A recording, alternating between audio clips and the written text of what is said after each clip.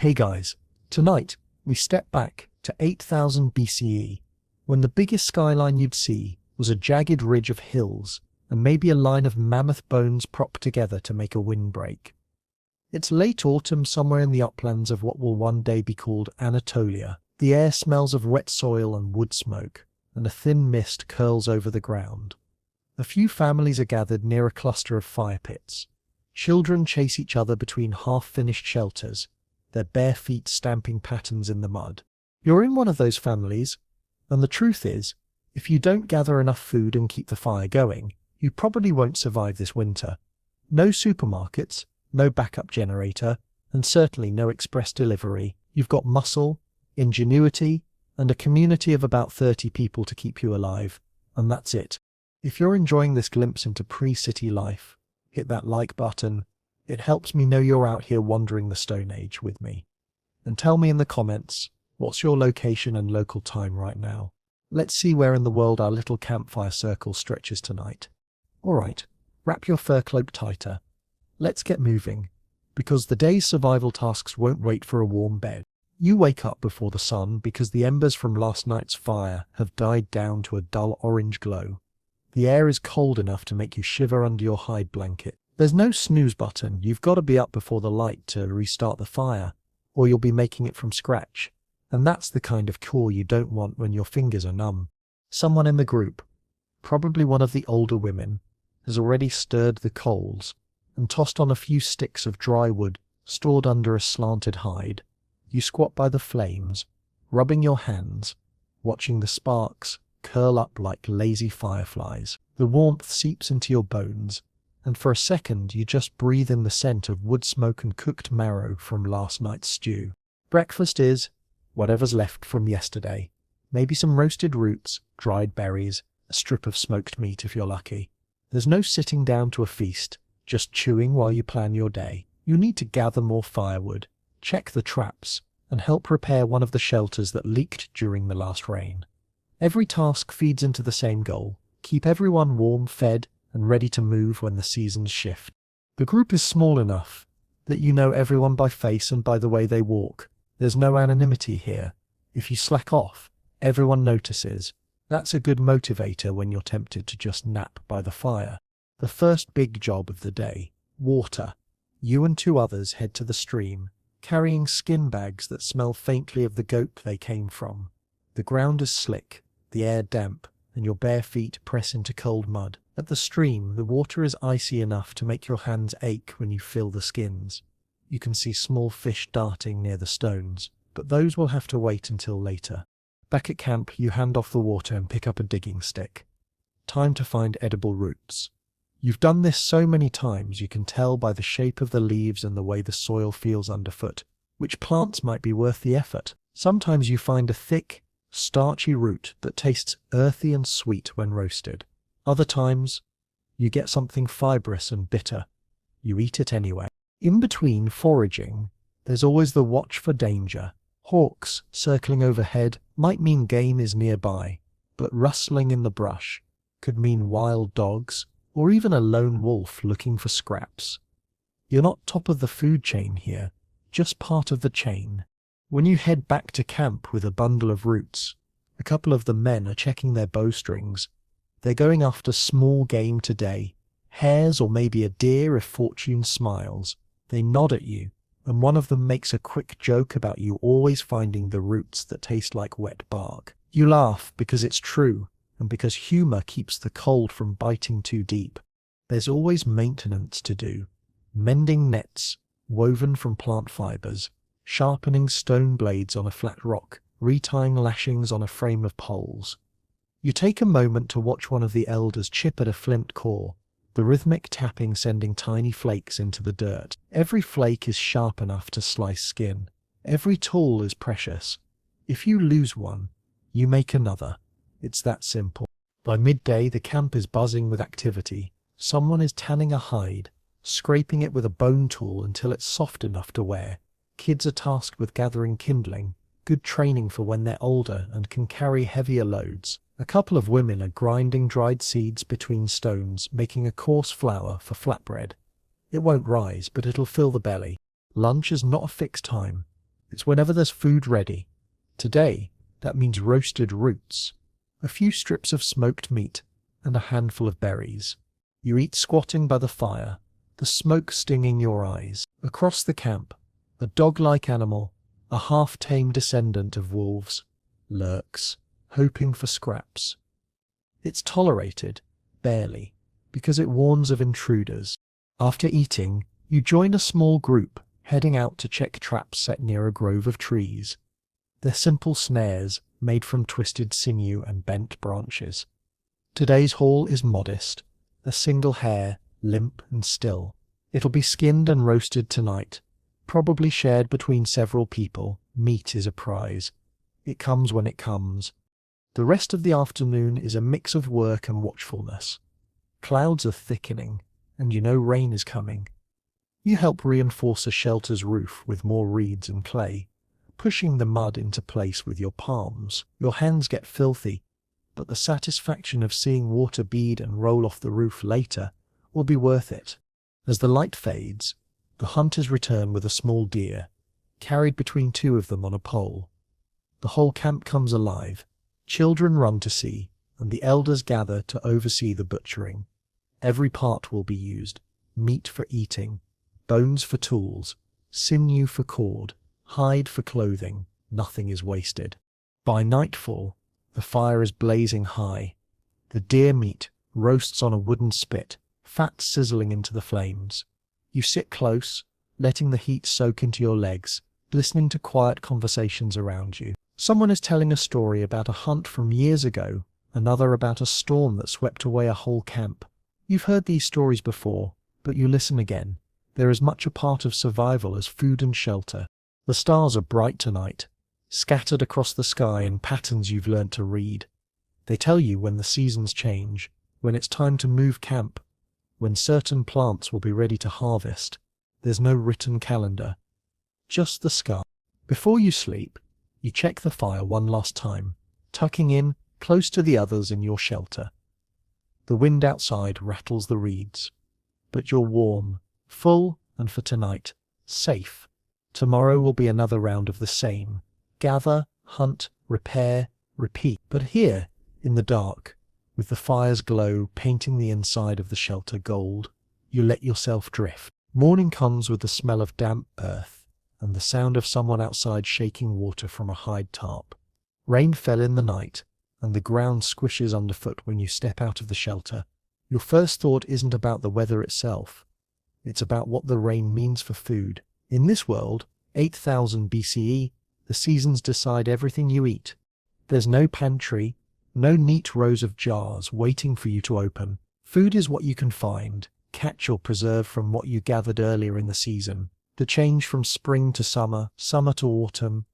It's like flipping through different menus, only you don't get to pick what's on the list. You learn quickly that survival means paying attention to what the land is offering right now. In spring, after the hard cold has eased, edible greens start to push through the soil. Tender shoots, wild onions, and small herbs become the first fresh food after months of dried meat and stored nuts. Your group walks the damp meadows, pulling plants you know by smell and sight. You chew some raw as you work, because fresh tastes are too rare to resist. The rivers swell with meltwater, bringing schools of fish close to shore. People sharpen bonefish hooks, repair basket traps, and head for the banks. You might catch enough to roast over the fire that night, or you might have to pretend you're satisfied with a belly full of roots instead. By summer, the green world explodes. Berries ripen in the thickets, red, purple, blue, and your fingers stain as you collect them in skin pouches. You eat as you gather, juice dripping down your chin, because everyone knows berries don't last long in the heat. Whatever you can't eat today, you dry in the sun on flat rocks, hoping to save a handful for leaner days. Game animals are more active now too. Deer, wild sheep, and boar follow the best grazing, and the hunters follow them. Sometimes the men are gone for days, returning leaner but grinning, dragging their prize. In summer, the smell of meat roasting over an open fire fills the camp more often, and you almost feel rich. Autumn is different. You can feel it in the air. The morning's sharper, the wind restless. This is the season of urgency. Seeds and nuts are everywhere.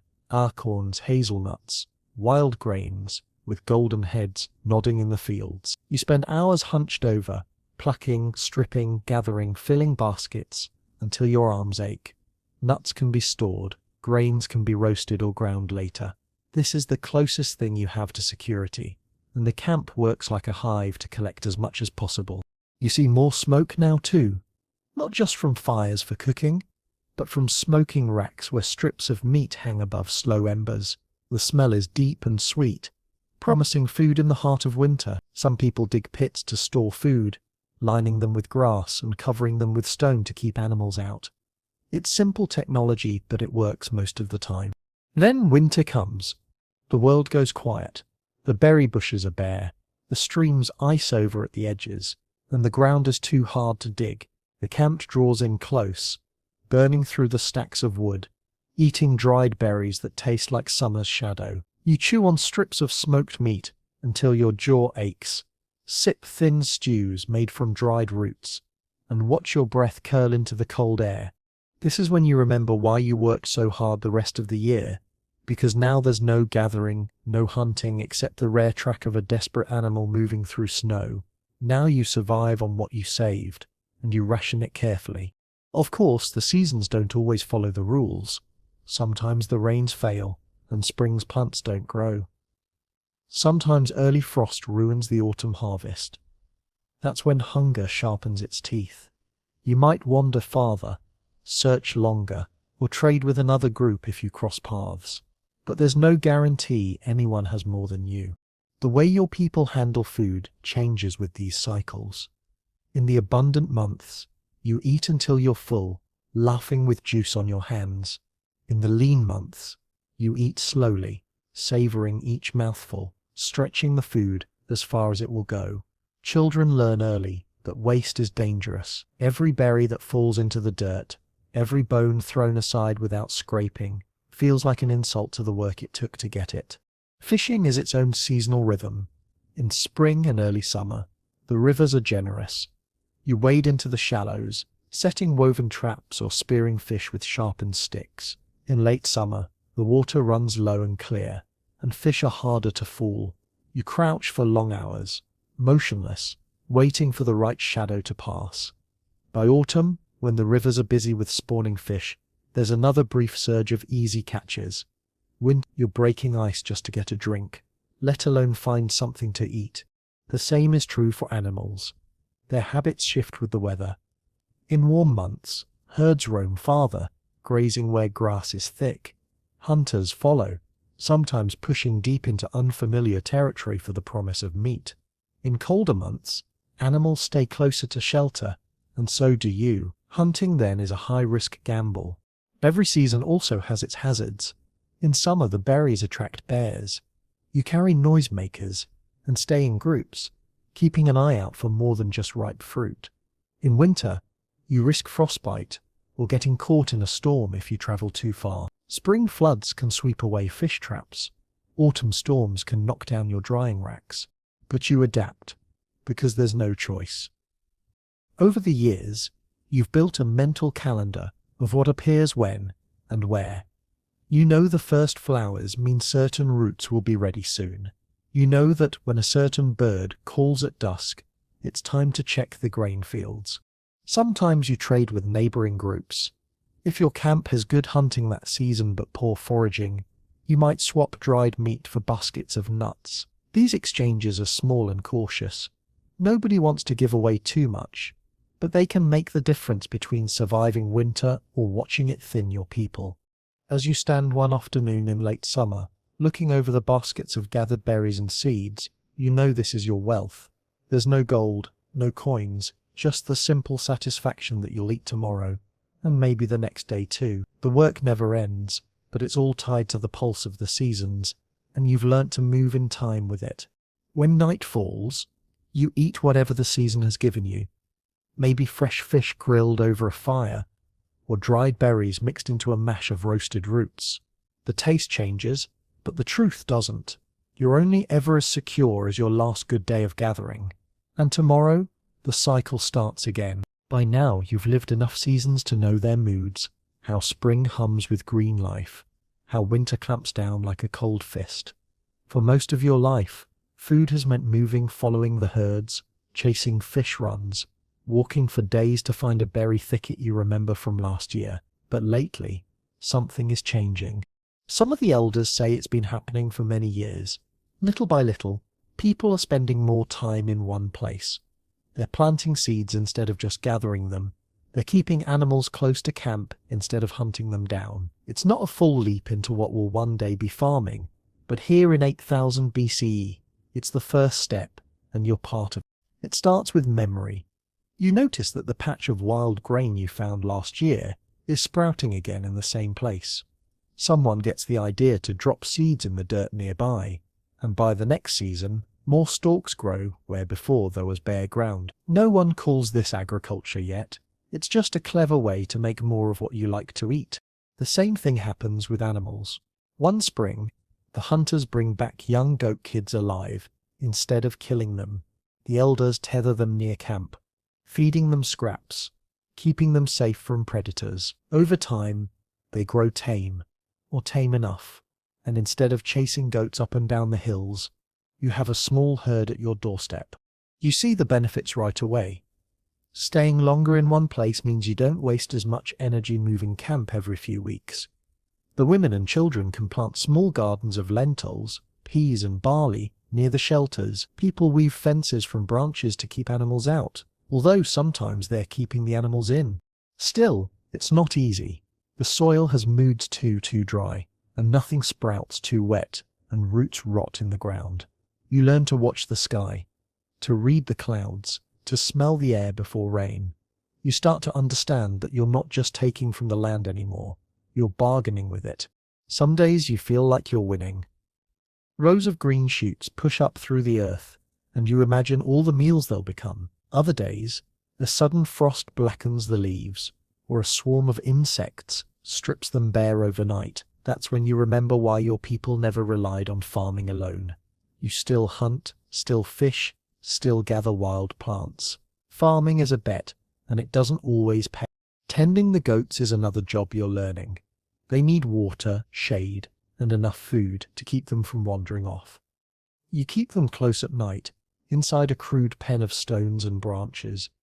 In the mornings, you lead them out to graze, keeping an eye out for predators. You start to recognize individual animals, the one with the crooked horn, the one that's always trying to escape. You've even named a few, though you try not to get too attached. When the cold months come, some of them will be slaughtered for meat. There's a strange rhythm to this new life. Before, every day felt like a hunt, a chase after what you needed. Now, you wake up and tend to the same plots, the same animals. It's less dramatic, but also less exhausting. You're building something, even if it's only a small patch of food or a few animals that don't bolt when you approach. You're also seeing changes in the camp itself. Staying longer in one place means shelters get sturdier. Instead of quick hide tents or reed huts, people start adding mud walls, patching roofs so they can last through more than one rainy season. You dig shallow pits to store grain in baskets, lining them with clay to keep out pests. The camp feels less like a stopover and more like, well, maybe not a village yet, but something heading in that direction. One of the biggest shifts is how people work together. Planting and tending crops is a group effort. You can't just wander off alone. You need others to help sow seeds before the rain comes, to weed the plots, to carry water from the stream when the ground cracks in the heat. You talk more, plan more, argue more. Whose job is it to watch the goats? Who's responsible for guarding the grain pit? Before, these questions didn't exist. Now they're part of daily life. And there's the matter of sharing. Hunting brings back meat in bursts. You might feast one day and starve the next. Farming and herding spread food out more evenly, but that means deciding how much each family gets and when. Arguments happen. People accuse others of taking more than their share, but there's also pride in seeing everyone eat from what you've grown together. You notice, too, that the seasons feel different now. In the old days, you followed them. Now you wait for them. Spring is planting time. Summer is watching, watering and weeding. Autumn is the harvest, when you pull up roots, cut grain stalks, and fill baskets until they're too heavy to carry alone. Winter is still lean, but not as lean. There's grain to grind into flour, dried beans to boil into stew, goat milk if the animals are still producing. The goats, for their part, change your diet. You learn to milk them, awkwardly at first, spilling half on the ground. The milk is rich and strange tasting, but it fills you up. You can drink it fresh, or let it sour into something thicker. Some of the elders talk about turning it into cheese, but no one's figured out how yet. The more you stay in one place, the more you notice the land changing under your hands. You pull weeds and drop seeds where you want them to grow. You clear stones from the soil so it's easier to dig. You even burn small patches of grass to make space for planting. It's a slow reshaping, but it leaves a mark. If you came back here years from now, you'd know this was ours. Still, you're not ready to give up the old ways entirely. The hunters still leave for days at a time, tracking deer or wild boar. The gatherers still go out for berries and roots in season. Farming hasn't replaced these, it's just joined them. You've built a new layer onto the old life, and you can feel how it changes everything. Sometimes you wonder if this is the start of something bigger. Will people keep making their camps in the same places year after year? Will the small fields grow larger? The goat herds multiply, the shelters turn into real houses. You can't see the future, but you know one thing. You're no longer just chasing the world, you're coaxing it to stay with you. When night falls, you eat a bowl of stew made from lentils you planted months ago, thickened with barley and flavoured with a bit of goat fat. It's not as thrilling as a fresh kill, but it's steady. You set your bowl down, look at the neat rows of stalks silhouetted in the moonlight, and realise you're growing roots here in more ways than one. You wake up to the sound of rain drumming on the roof above you, not the flat, loose clatter you used to hear on a hide tent, but a muffled, steady thump. That's because the roof is no longer just a stretched animal skin. It's a layered mix of reeds, clay, and mud that you and the others packed in place by hand. It's heavier, warmer, and far less likely to blow away in a storm. Staying longer in one place, planting crops, keeping goats, it all demands sturdier shelters. In the old fully nomadic days, you could break camp in less than an hour. The shelters were simple, a frame of bent saplings lashed together with sinew, covered with hides or woven mats, light enough to carry on your back or on a traveller dragged by a dog. But now, with the group lingering for whole seasons, or even a few years, you've started building with the intention of coming back to the same spot again and again. Your current shelter sits in a loose ring with the others, facing inward toward the shared fire pits. This isn't an accident, it's protection. If something dangerous approaches at night, the first thing it meets is a wall of people and dogs, not a lone sleeper on the edge. The space in the center is for cooking, repairing tools, and talking when the day's work is done. The walls are made from wattle and daub, a fancy-sounding way of saying sticks woven together and smeared with mud until no wind can get through. The wattle is the hard part. You cut thin, flexible branches from nearby trees, peel off the bark so they won't rot as fast, and weave them between thicker uprights set in the ground. Then comes the daub, clay-rich mud mixed with straw or dried grass, packed in with your palms until every gap is filled. The first time you did this, it felt strange, messy, slow, and too much work for something you used to replace in a day. But the first storm proved its worth. The walls didn't flap, the wind didn't whistle through, and you woke up warm. Roofs vary depending on what the land offers. In the reed marshes, you bundle reeds into thick mats and layer them so water runs off. In the hills, you might lay poles across the top and pile turf over them, letting grass grow so the roof becomes part of the landscape. Some people even experiment with flat roofs made of packed earth, though these need constant checking for leaks. Inside, the space is low, you can't stand up straight, but it's snug. You've lined the floor with woven mats and old hides, and the sleeping area is piled with furs. A small fire pit near the entrance, ringed with stones, lets you warm the space in cold weather, though smoke stains everything black. Storage is as important as sleeping. Baskets of grain, bundles of dried meat, stacks of firewood all have their place. If you don't keep things off the damp ground, they mold or attract pests. Around the camp, there's variety in how people build. Some shelters are domed like overturned bowls, others are rectangular, with separate walls and roof. A few families have dug into the earth to make semi-subterranean houses, cool in summer, warmer in winter. These take more effort to build, but they last longer, and the wind barely touches them. Location is everything. You don't just plop a shelter anywhere. The ground needs to be dry, not a floodplain.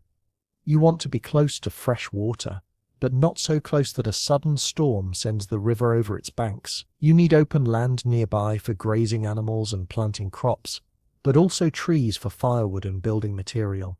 Too close to thick forest, and predators can sneak up. Too far and you'll spend all day hauling wood. Over time, you've learnt to read a campsite before you build. You look for signs of old hearths or worn paths, evidence that people stayed here before. That often means good resources nearby, and maybe even the memory of a shared space passed down through the years. With more permanent shelters, the camp has a different rhythm. There's less morning rush to take everything down, less constant movement. People spend time improving their spaces, patching walls, adding storage pits, reshaping the fire hearth. Children carve small notches into the door poles, marking their height year after year. Dogs start sleeping in the same spots night after night. The place takes on a memory. The new style of camps also means more stuff. In the moving days, possessions had to be light and few. Now people keep extra baskets, spare tools, even decorated objects like beads or carved bone figurines. You can't carry them all on the next move, but you don't have to. Most will stay here waiting for the group to return. The arrangement of shelters affects daily life too. Paths form between the grain pits, the goat pen, the riverbank. Children have a safe area to play without wandering too far. The elders can sit near the central fire and watch over everything. When there's danger, strangers approaching, or the shadow of a large predator, everyone can gather quickly in the open center. Seasonal changes still matter. In summer, shelters get hot inside, so you spend most of your time outdoors, cooking in the open, sleeping under the stars if the weather's fair. In winter, the walls close in, smoke hangs in the air, and the sound of wind outside becomes part of your dreams. That's when you're grateful for every extra layer of mud on the walls, every reed mat tied down against the rain. You notice that as the shelters get stronger, the camp as a whole feels more like a place to return to than a place to leave. You start storing seeds here for next year's planting, leaving tools you know will be waiting when you come back. The first time you return to a camp after months away and find your shelter still standing, walls weathered but solid, it feels like greeting an old friend. Of course, permanent structures also have their problems. They draw attention. Passing groups might help themselves to your grain pit, or dismantle a roof for firewood. That's one reason not everyone is eager to settle fully yet. Mobility is still a kind of safety. But for now, with your fields nearby, your goats penned close, and your walls keeping out the wind, this shelter feels like more than just a stop on the endless road. It feels almost like home. You curl up that night on the same mat you've slept on for months, listening to the rain slide off the roof you helped build.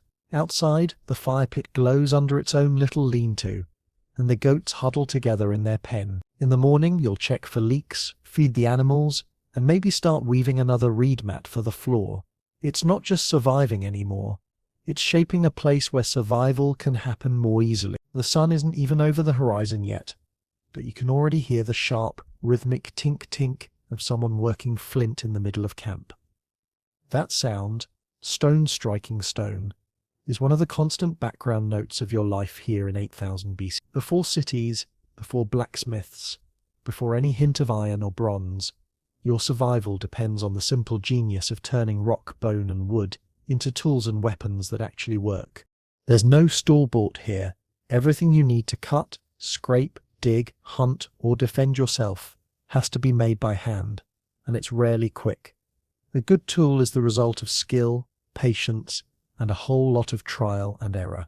usually with blood on your knuckles by the end of the day. You've learned that crafting is as important as hunting or gathering. Without sharp edges, strong points, or sturdy handles, all the food in the world is just out of reach. The process starts with raw material: flint, obsidian, charred stones that break in predictable ways are worth their weight in, well, not gold, because you've never heard of gold, but they're precious. You know where the best outcrops are in your territory, and you make trips there to chip away big nodules, carrying them back in woven slings. When it's time to work a piece, you sit cross-legged with the stone in your lap, a hammerstone in one hand. The first blows are bold, knocking off large flakes to give the core the rough shape you want. Then come the careful, angled strikes, each one sending off a thin, razor-sharp flake. You can use the flakes themselves for tasks like cutting meat or scraping hides.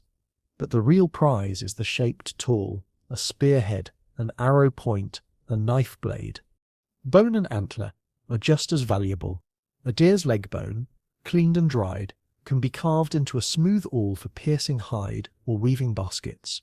Antler tines make strong pressure flakers for the finer work of shaping stone, and since you've started keeping goats, their horns and bones add to the supply. Wood is the skeleton for many tools and all weapons. A spear without a shaft is just a sharp rock. You seek out straight, dense branches, strip them of bark, and smooth them with stone scrapers. Some you harden in fire before attaching the points, which makes them less likely to splinter. Binding is done with sinew tendon from animals, dried and twisted into cord that shrinks tight as it dries. Resin from pine trees, warmed and sticky, can seal the bond, keeping the point steady even after days of use. Different tasks demand different shapes. For hunting, you make spears long enough to thrust from a safe distance, or shorter ones to throw. The bow is a newer addition, just a bent stave of wood with a cord, but it changes everything. Arrows are lighter than spears and fly faster, though you need sharper, smaller points and careful fletching with bird feathers to keep them steady in flight. For working hides, you rely on scrapers, broad flakes or blades, with one dulled edge for gripping, the other razor-sharp for slicing away fat and membrane. For woodworking, adges and chisels, made of stone or bone, help hollow out bowls or carve posts for shelters. Digging sticks, tipped with fire-hardened points, make planting seeds or loosening roots easier than clawing at the soil with bare hands. You don't just make tools, you maintain them. Stone edges dull after use, sinew bindings fray. Part of every day is spent repairing what broke or wore down.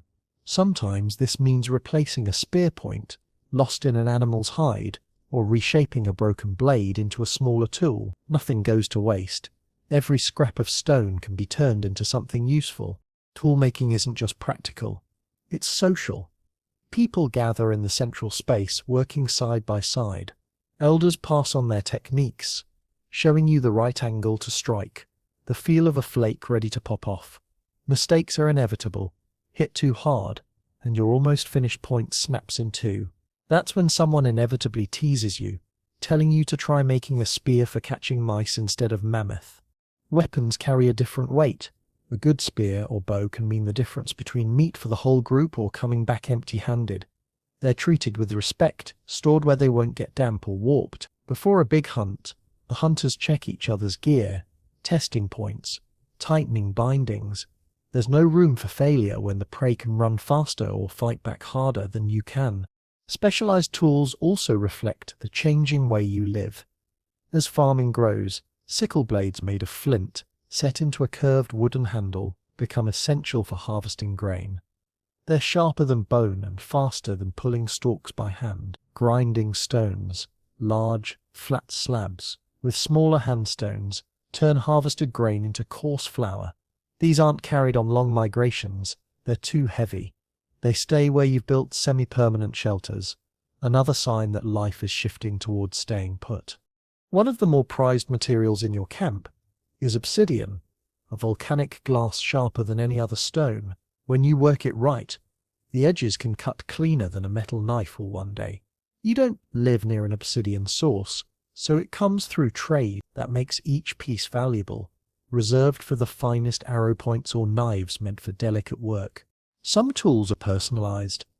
A hunter might carve a small mark into the wood of his spear so it's recognized after a hunt. A woman might decorate her bone wall with notches marking how many hides she's worked. These marks aren't elaborate art, they're practical ways of knowing what's yours. But they also show a quiet pride in the skill behind the tool. You've noticed that tool making is never a one-person job in the big picture. The best flint knapper needs a hunter to bring back bone and sinew. The best bow maker needs a gatherer to find straight branches. The resin gatherer needs someone to watch their back while they chip at a tree in bear country. This web of work ties the group together. When you're working stone, time fades. The feel of the material, the sound of each strike, the tiny changes in shape, they pull you in. The satisfaction in seeing a formless lump become something sharp and balanced, something that could save your life tomorrow. By evening, you might finish a few arrowheads and a new knife blade. You test the edge by slicing a strip of hide. It parts cleanly with barely any pressure. You lash the blade to its handle, working the sinew tight, sealing it with resin warmed over the fire. When it cools, it will be as solid as if it grew that way. As night settles, the tools are stored carefully. The hunters keep their weapons close. The gatherers hang their baskets high, where rodents can't reach, and the grinding stones are covered to keep moisture off. Around the fire, the elders talk about hunts long past, about times when a tool broke at the worst possible moment. You glance at your freshly made knife and feel a quiet confidence. In this life, you measure wealth in edges, points, and bindings, in the ability to shape the raw bones of the earth into something that can cut, pierce, dig, and defend. Without tools, you're just another animal out here. With them, you tip the balance, just enough, in your favor. The first thing you notice when you step out of your shelter is the thin ribbon of smoke drifting into the morning air. It curls upward from the central fire, carrying with it the smell of damp ash and the faint sweetness of wood that burned low through the night. That smoke is more than a sign of warmth. It's a sign you've made it through another night without having to start the fire from scratch. Fire is one of those things you don't think about much when it's burning steady, until it isn't. Out here in 8000 BCE, the ability to control fire isn't just a convenience. It's the thin, glowing line between living comfortably and shivering yourself sick. It keeps you warm when the wind howls, cooks your food so it lasts longer, and sits lighter in your stomach, hardens your spear points, and turns certain poisonous plants into something edible. It drives away the worst of the night predators, and if you're honest, some of the human ones too. Every group has at least one person who is the unofficial firekeeper, the one who wakes in the middle of the night to check the embers, feeds the flames when others are still asleep, and knows exactly how much wood to add so it lasts till dawn. Sometimes it's an elder with bad knees who can't hunt anymore but still has sharp eyes and steady hands. Sometimes it's a younger person who hasn't yet earned their place in the hunt. Whoever it is, they're respected because letting the fire die means hours of cold, hungry work to bring it back. You've learned that the easiest fire to start is the one you never let go out. At night, you heap on thicker logs and bank the embers under a cover of ash to keep them smouldering. In the morning, you stir the pile, coaxing the red heart back to life with small twigs and dried grass. It's a quiet, careful process. Too much air and the embers scatter, too little and they suffocate. When the first flame licks up, it's like a tiny victory before the day's work even begins. But you also know how to make fire from nothing, because sometimes storms drench everything, sometimes you travel far and can't carry embers, sometimes the camp just forgets. The bow drill is the tool for that. A loop of cord wrapped around a spindle, spun rapidly against a fireboard until friction turns into heat, then into smoke, then into a tiny coal.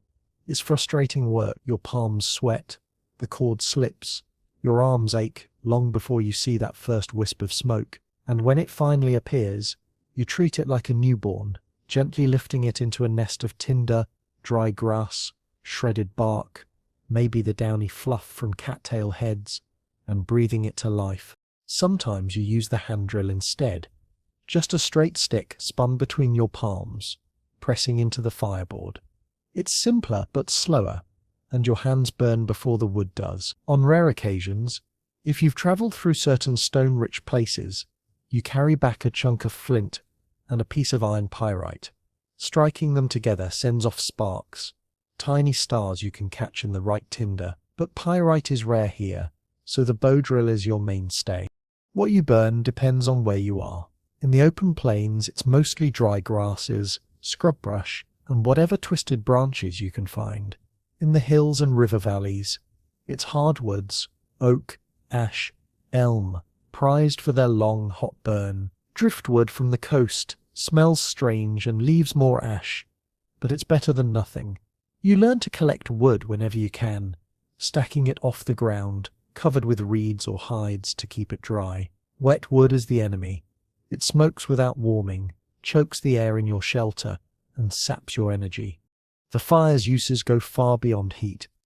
Cooking is the most obvious: meat roasted until the juices run clear, roots buried in hot ash until they're soft and sweet, fish smoked on a rack so they'll keep for weeks. But fire also changes materials, hardening spear tips, softening pitch for binding, baking clay beads or figurines until they're less fragile. You've even used it to crack open stones, heating them until they split, revealing flint you couldn't reach otherwise. At night, fire becomes your village's heartbeat. It's the center everyone gathers around, the place where stories are told, tools are mended, plans are made, faces glow in the shifting light, shadows dance on the shelter walls. And for a little while, the darkness beyond the ring of firelight doesn't feel so close. You can almost forget the wolves that sometimes watch from the trees, eyes catching the flame like tiny lanterns.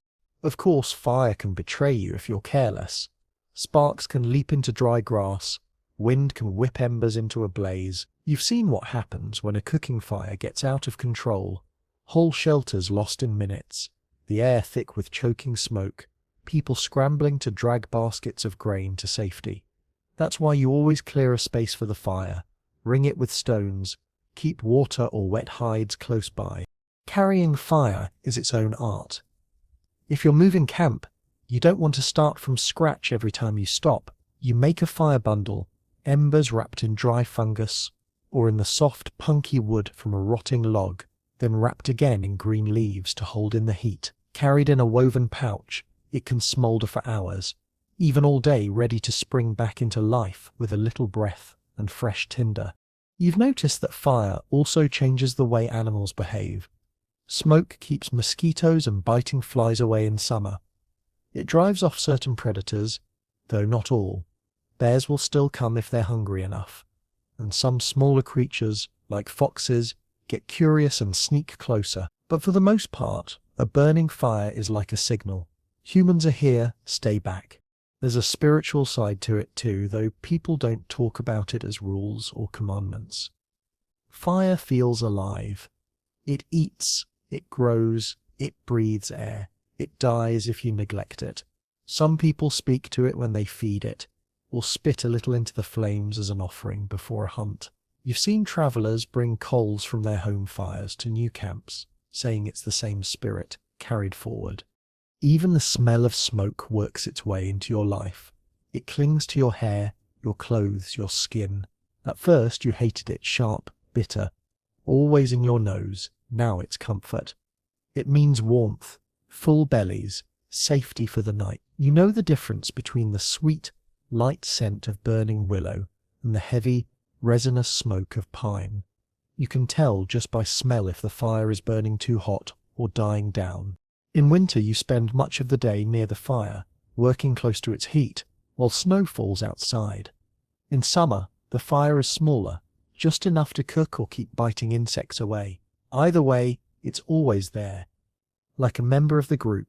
Tonight, after the day's work is done, you sit by the flames, a half-finished spear leaning against your leg. Sparks drift upward into the dark, like tiny spirits heading for the stars. Across the circle, someone hums a song you've heard since childhood, one that always seems to go with firelight. You pull your cloak tighter, poke at the coals, and watch the red glow shift and breathe. You think about what life would be without this. No warmth on freezing nights, no cooked meals, no glowing heart to gather around. You know you'd survive, maybe in a raw, miserable way, but with fire, you live, and that's a difference you can feel in your bones. You've been with this group so long you can't remember a time before them. Not that you've had much chance to forget. Out here in 8000 BCE, you don't live in isolation unless you've chosen exile or it's been forced on you. Alone, your odds of surviving a bad winter, a predator attack, or a serious injury drop to almost nothing. Together you make it through. That's why the way your group is organized, the unspoken rules, the roles everyone plays, is as important to survival as sharp tools or steady fire. No one here would call it government. There are no crowns, no written laws, no carved thrones. But there's still structure. It's just woven into the fabric of daily life, enforced not by paper but by memory, reputation, and the knowledge that every choice you make affects everyone else. The group is small, 30, maybe 40 people at most, big enough to share the workload and protect each other, small enough that everyone knows everyone's voice, stride, and habits. You can tell who's approaching camp by the rhythm of their footsteps. You know which child's cry belongs to which mother, which laugh belongs to which uncle. There's no hiding in the crowd. At the top, if you could call it that, are the elders. They aren't leaders in the sense of ordering everyone around, but when big decisions need to be made, where to move camp, whether to risk a hunt in dangerous territory, the elders' voices carry the most weight. That's not just because they've seen more seasons, it's because they hold the group's history. They remember which valleys flood in heavy rains, which ridges hide dangerous predators, which neighboring groups can be trusted. Losing an elder means losing part of your map of the world. Alongside the elders are the hunters, men and women alike, chosen more for skill and reliability than brute strength. A good hunter isn't just someone who can throw a spear hard, it's someone who can read tracks, move silently, and come back with something to eat more often than not. Hunters also guard the group when you move through unfamiliar land, their eyes always scanning the tree line. Then there are the gatherers, also a mix of men and women, who know every edible plant within a day's walk. They can spot a patch of greens from 50 paces, remember exactly where the berry thickets ripened last year, and tell which roots are worth digging and which will just make you sick. They're the ones who make sure you're not relying entirely on whatever the hunters bring back. The tool makers and craftspeople have their own kind of authority. They may not decide where you camp, but without their skill, you'd be eating raw meat with your bare hands. A good flint knapper or basket weaver is worth as much as any hunter. People will trade favors for a well-balanced spear or a tightly woven carrying sling. Childcare is everyone's responsibility, though mothers and older siblings do most of the direct watching. Children are never far from a watchful eye, sometimes an aunt, sometimes a grandfather, sometimes just the whole group keeping casual track. It's not just about safety from predators, it's about teaching.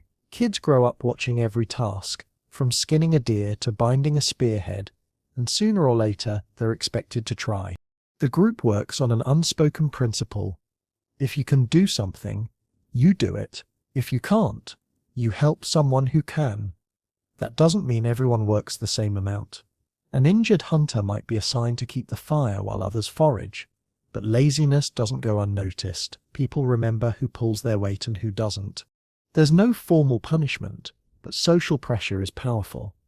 If someone takes more than their share of food without giving back, they'll find themselves eating alone.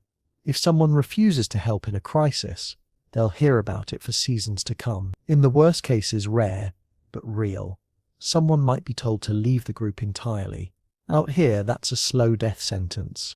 Disagreements happen, of course. Maybe two hunters argue over who gets the best spear. Maybe someone thinks the elders are wrong about when to move camp. Sometimes tempers flare and voices rise, but without walls to hide behind. Grudges are dangerous. They poison the air for everyone. So disputes are usually settled quickly, often with the elders mediating. A compromise is found, or someone swallows their pride for the sake of the group. Survival is more important than winning an argument. Leadership shifts depending on the situation. On a hunt, the most skilled hunter calls the shots. When building shelters, the best builder decides how to place the posts.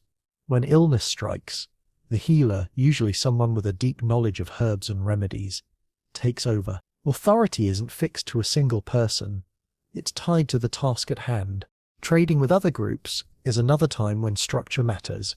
You don't just send anyone, you send people who know how to talk, how to offer without seeming weak, how to stand firm without provoking a fight. Sometimes that's an elder, sometimes a younger person with a quick tongue and calm presence. Those exchanges aren't just about goods, they're about relationships, alliances, and the understanding that in a hard year you might need each other. Evenings are when you see the social web at its most visible. Everyone gathers around the fire, sharing the day's food and stories. The hunters recount close calls, the gatherers talk about where the berries are ripening. The elders tell old tales, weaving lessons into the plot. Children listen with wide eyes, absorbing the rhythms and values of the group, without even realizing it. Special events, births, first hunts, the return of a long-lost traveler, become shared celebrations. A big hunt might be followed by a feast, the meat roasted over open flames, everyone eating until they can barely move. Songs are sung, drums beaten, laughter echoing into the dark. These moments knit the group together as surely as shared work does. There's also an unspoken hierarchy of experience. Someone who saved lives in a hunt or healed a serious injury carries quiet respect. Someone who's made a reckless choice that nearly got others hurt will be remembered for that too. Memory is your record keeper here, and it never forgets. In all of this, there's no illusion that everyone is equal in skill, strength, or knowledge, but there's a shared understanding. Without the group, no one survives. The fastest runner can still be taken down by a predator. The best hunter can starve if no one's tending the fire or storing the food. It's interdependence, whether you like it or not. Sometimes you think about what it would be like if the group were larger, like the rumors you've heard of settlements far to the east where hundreds of people live in one place. But for now, your world is this: a web of people bound by shared work, shared danger, and the firelight that keeps you all together when the night comes down. Trade isn't something that happens every day in your world, not the way it will in the time of markets and coin. Here in 8000 BCE, there's no regular merchant stall, no bustling street lined with goods, but there is exchange, small, deliberate, and carefully balanced, because no single group can have everything it needs, all the time. The land is generous, but not evenly so, and the only way to smooth out its moods is through contact with others. Your people range within a familiar territory, but every so often, the trails bring you into the orbit of other groups. Sometimes it's planned. An elder remembers the time of year a neighboring clan camps by the river bend. Other times it's by chance a smoke column spotted in the distance, or fresh footprints near a berry thicket. Whether those meetings turn into friendly trade or tense standoff depends on long memory. The things worth trading aren't luxuries, they're survival multipliers. If your hunters have had a good season with deer, you might bring dried meat to offer. If your river traps overflowed with fish, you might carry some smoked fillets. If the berry bushes in your area were heavy this summer, you'll come with baskets stained purple and blue. In return, you might look for hides tanned in ways your people don't practice, or tools shaped from stone you can't get in your territory. Some goods are rare enough to make your heart jump when you see them. A flake of obsidian, sharper than anything you can shape from local rock, is worth giving up a basket of grain. Salt from far-off lakes, carried in skin bags, can turn stored meat into something that lasts weeks longer. Shells from the coast, beautiful, useless, and yet so prized for necklaces, speak of journeys far beyond your own range. The meeting itself is a careful dance. No one walks straight into another camp. You stop within sight, far enough that both sides have space to react. Someone from your side calls out, naming your group and your elder. Hands are kept open, visible. Weapons aren't hidden, but they're held in a way that shows you're not looking for a fight. If both sides are willing, you move closer. Goods are often displayed on the ground between the groups, your side laying out what you've brought, theirs doing the same. There's no fixed price, it's a conversation back and forth, each side weighing the value, not just of the goods but of the relationship. Sometimes the exchange is quick, each side satisfied, sometimes it's slow, with long silences, side discussions, or even walking away and returning later in the day. Certain people in your group are better at this than others. The best traders are observant. They notice the way someone's eyes linger on a bundle of furs, or how they hesitate before picking up a spear. They know when to press, when to offer more, when to let the other side feel like they've won. These skills aren't written down, they're passed in whispers and examples, and you learn by watching. Not all trade is between equals. If a group is clearly desperate, thin, tired, with few goods to offer, your people might still trade, but the terms change. Sometimes it's generosity, giving more than you get, especially if they're kin through marriage or old alliances. Sometimes it's the opposite, taking advantage of their need to secure something valuable for your own group. This isn't cruelty so much as the hard math of survival. Every choice is weighed against the risk of a bad winter for your own people. There are also exchanges that aren't really about goods at all. Information is a currency, where the herds have been grazing, where heavy rains have washed out a crossing, where another group has been spotted that might not be friendly. These pieces of news can be more valuable than a bag of grain, because they shape the decisions you'll make in the weeks ahead. Some trades happen without direct contact. You've seen the signs. An offering of goods, left at a known meeting spot, a woven pouch of dried fish, a stack of flint blades. Hours or days later, something different appears in its place. Perhaps a hide, a bone needle, a pouch of salt.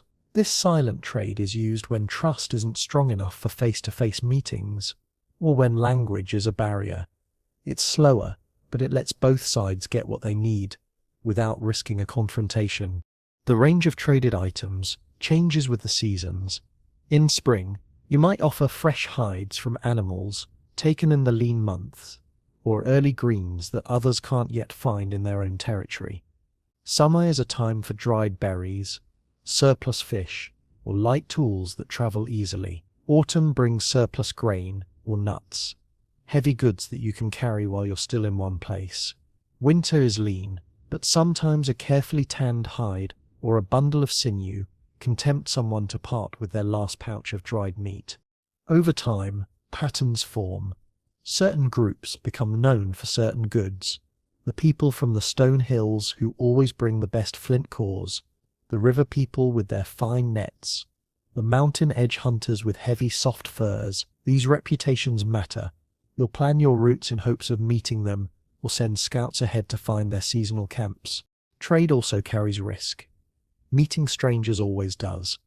A trading encounter can sour quickly if someone feels cheated, insulted, or threatened. A show of strength, standing in a tight line, armed but relaxed, reminds the other side that you're here for goods, not trouble, but you're ready if trouble comes anyway. Sometimes when a trade turns tense, both sides back away without exchanging a thing, each carrying their goods home untouched, but with watchful eyes over their shoulders.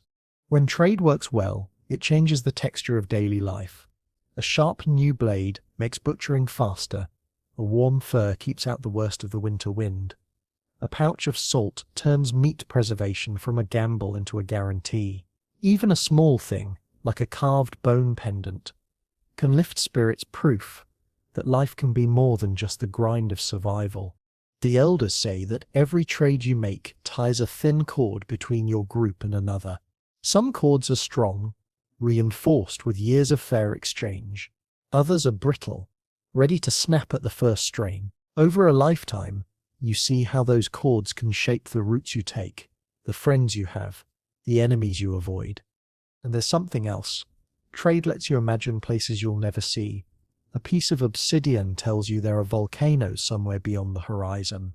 A shell necklace whispers of waves and salt air. A stranger's story of a herd so large it took a full day to pass stirs. Images in your mind you might never witness yourself through trade. The world feels both bigger and more connected. Tonight, you sit by the fire, turning over a flint blade you traded for earlier this year. The stone is darker than anything from your own hills, with a glassy sheen that catches the firelight. You think about the hands that shaped it, the river it might have crossed, the days it spent in someone else's pouch before finding its way to you. Tomorrow, you might use it to butcher a deer, slice reeds for weaving, or scrape a hide. But for now, it's a reminder of the invisible web that ties you to people you might never meet again. Conflict and cooperation are two sides of the same stone blade in 8000 BCE. You cannot live without the group, but living with other humans means you will clash over food, over territory, over pride. The skill that keeps you alive is knowing when to bare your teeth and when to open your hands. Out here, neither pure aggression nor endless compromise will keep you fed and safe. Survival depends on walking the narrow line between them. Most disagreements start small. A hunter claims he saw a deer first. Another insists it was his spear that brought it down. Someone takes more than their share of grain from the communal basket. A child damages a basket. Another spent days weaving. On their own, these could fade in a few days, but in a group this size, 30, maybe 40 people, small grievances can smolder. That's why you've learned to watch for the signs of brewing tension. Sharp silences at the fire, too loud laughter between certain people, avoidance where there was once casual talk. Inside the group, disputes are usually settled quickly. Because everyone knows resentment is poison, the elders will call the involved parties to sit, sometimes literally putting them in the center of the camp, while others listen. They let each speak. They weigh what's been said, and they push toward a resolution. Sometimes that means dividing the disputed goods in half. Sometimes it means assigning extra work to the one at fault, fetching water for everyone for a week, or mending tools until the debt feels paid.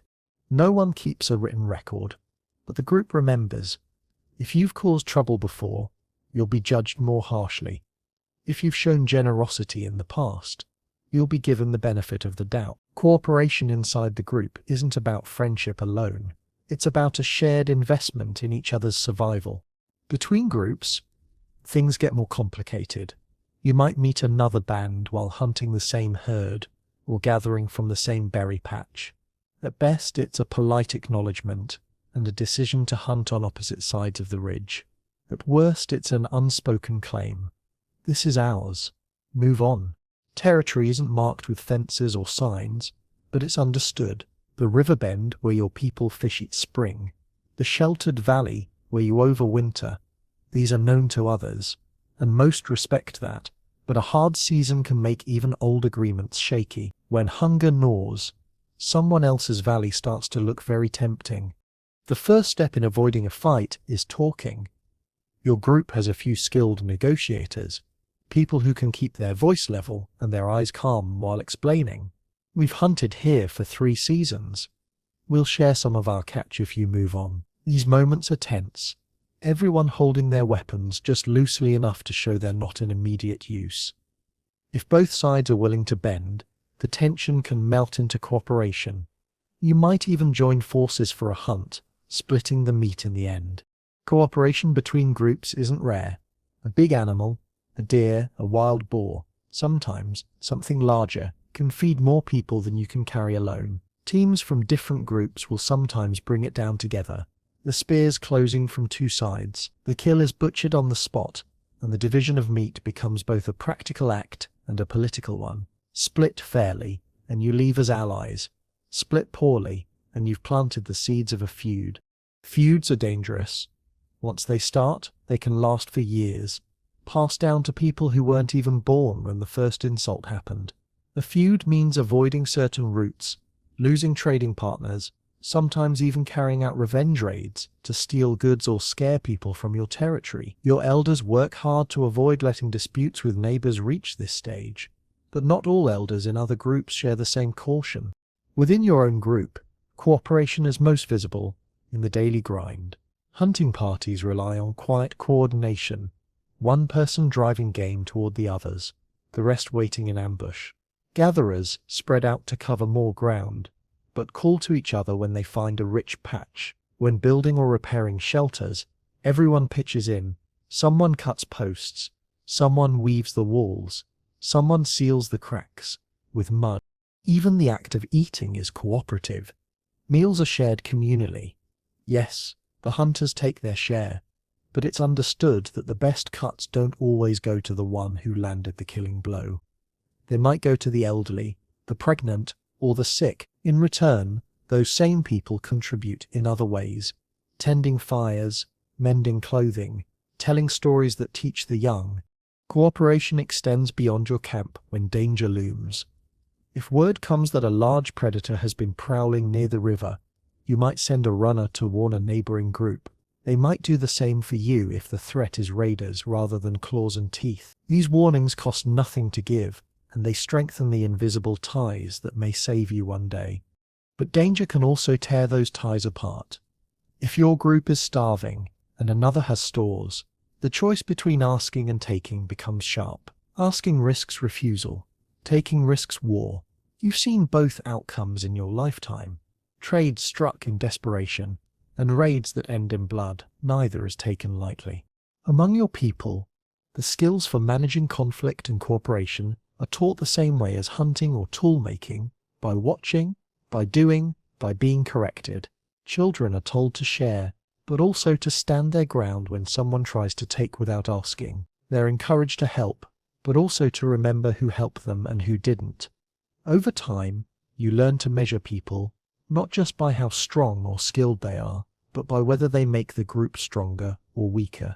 You've also learned that sometimes cooperation means swallowing pride. Maybe you dislike the man leading today's hunt, but he knows this terrain better than you. Maybe you think your method of sealing a roof is better, but the group has agreed to try another way. You bend, because bending now keeps the group from breaking later. One thing is certain, out here, conflict that spirals unchecked is as dangerous as any predator.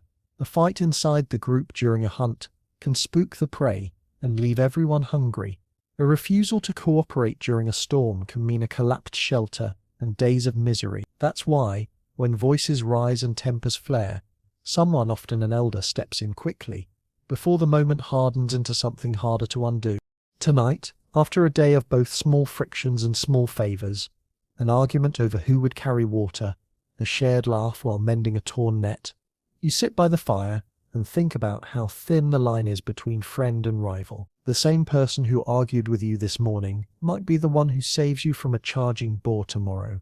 In the end, you live or die together, and that's a truth even the fiercest disagreement can't erase for long. In 8000 BCE, the world around you isn't just a backdrop for survival. It's alive in a way that seeps into every step, every breath, every decision your group makes. You have no carved temples, no books, no priests in grand robes. But you do have beliefs, and they shape how you live, how you die, and what you think happens after both. Your spiritual world isn't a separate thing. It's woven through the daily tasks of hunting, planting, and shelter building. The wind in the trees is a voice, the river is a living being, the sun is a tireless giver, and the moon is a watchful eye. You live in a constant conversation with nature, though you'd never call it that. It's simply how life works. At the heart of these beliefs are cycles. Birth, growth, death, and renewal. You see them in the seasons, in the animals you hunt, in the plants that die back and return, in people themselves. An elder dies, a child is born, a fire burns out, and you strike a new spark. These patterns convince you that nothing truly ends. It just changes form. The breath you exhale tonight might be the mist over the river tomorrow morning. Rituals aren't grand affairs.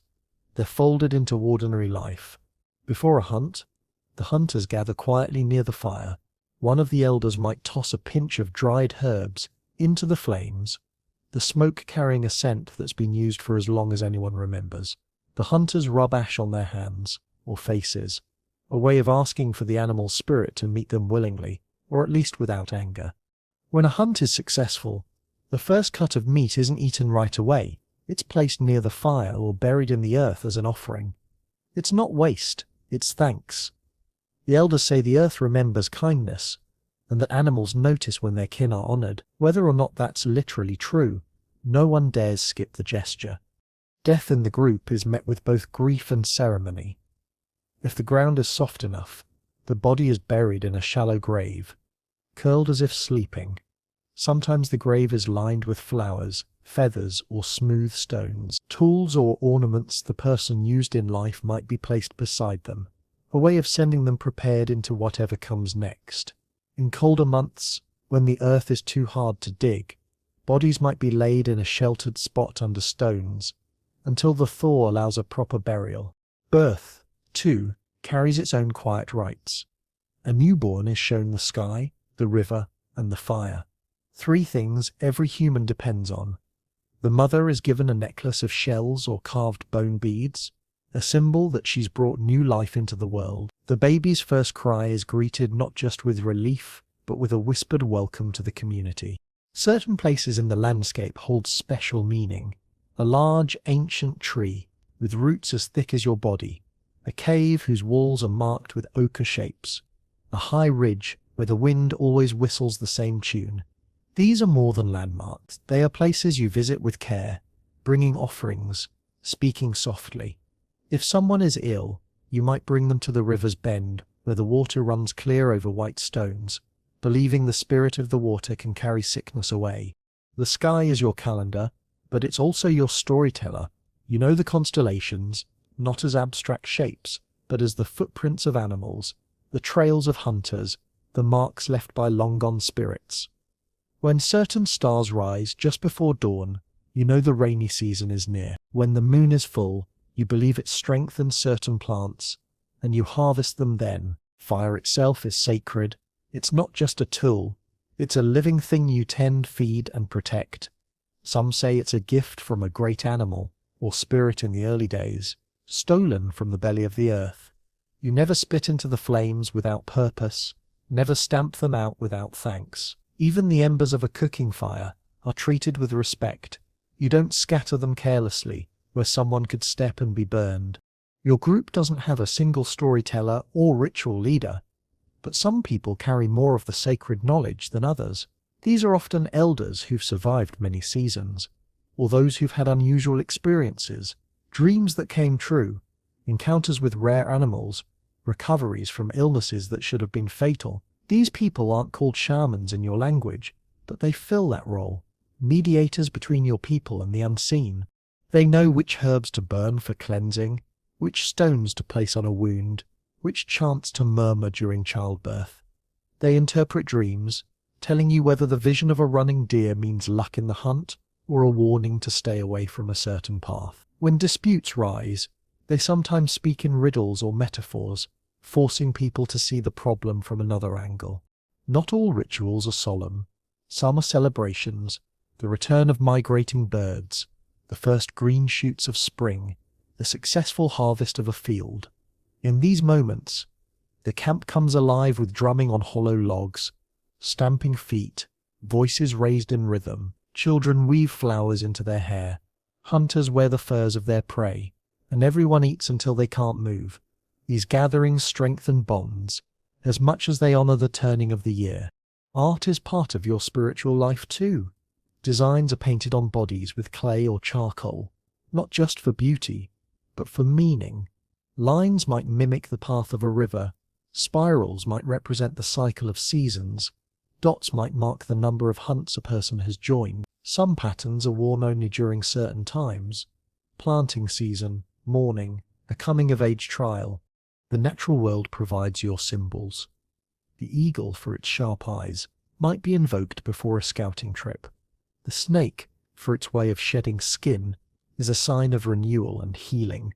The bear, feared and respected in equal measure, represents both danger and protection. You see yourself as part of this web, not above it, and your stories remind you that humans are not the only ones with power.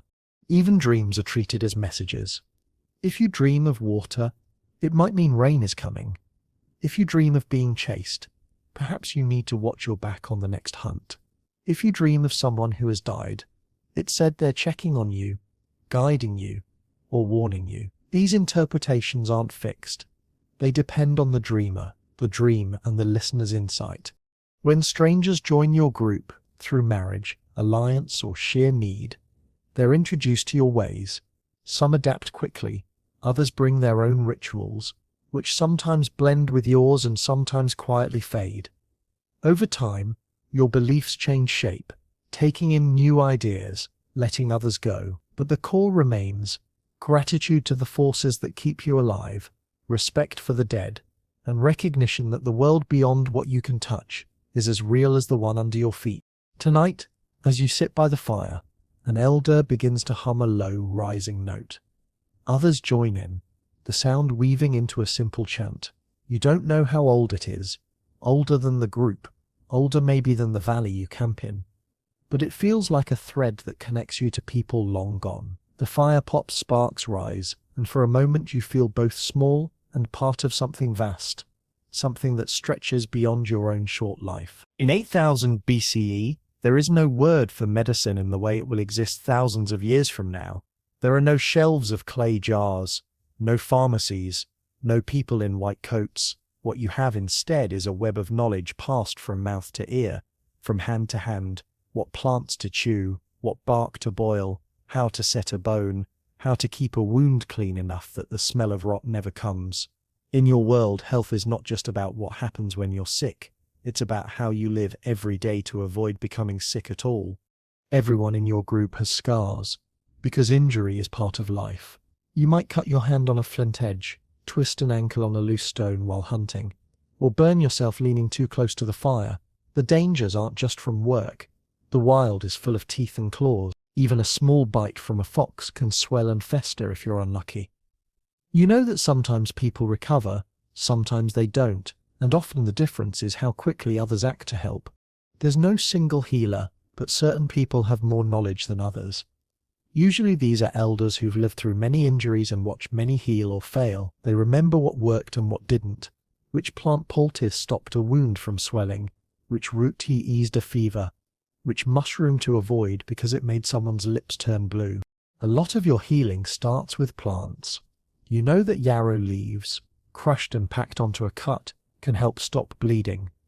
You know the bitter-tasting bark from the willow tree eases the ache of sore joints and pounding headaches. Chewed pine resin can be pressed over a small wound to keep it closed. For stomach sickness, there are roots that soothe and berries that purge, depending on what's needed. The wrong plant, though, can kill as surely as any predator, so plant lore is treated with careful respect. When someone is injured badly, say from a fall during a hunt, the group moves quickly. The injured person is carried back to camp, supported between two people or laid in a makeshift sling of hides. Someone starts boiling water over the fire. Another gathers the healing plants kept stored in a dry pouch for moments like this. If the wound is bleeding heavily, it's cleaned as best as possible, packed with clean moss or crushed leaves, and bound with strips of hide or woven grass. Broken bones are trickier. Without the means to see inside, you have to rely on feel. If a bone is clearly out of place, a brave soul, often the same elder who knows herbs, pulls and presses until the limb looks straight again, the patient biting down on a stick or screaming into the night. Then the limb is splintered with sticks bound tight, and the injured person is told to rest. That rest can mean the difference between a bone that heals well and one that leaves a permanent limp. Illnesses are less visible, but often more feared.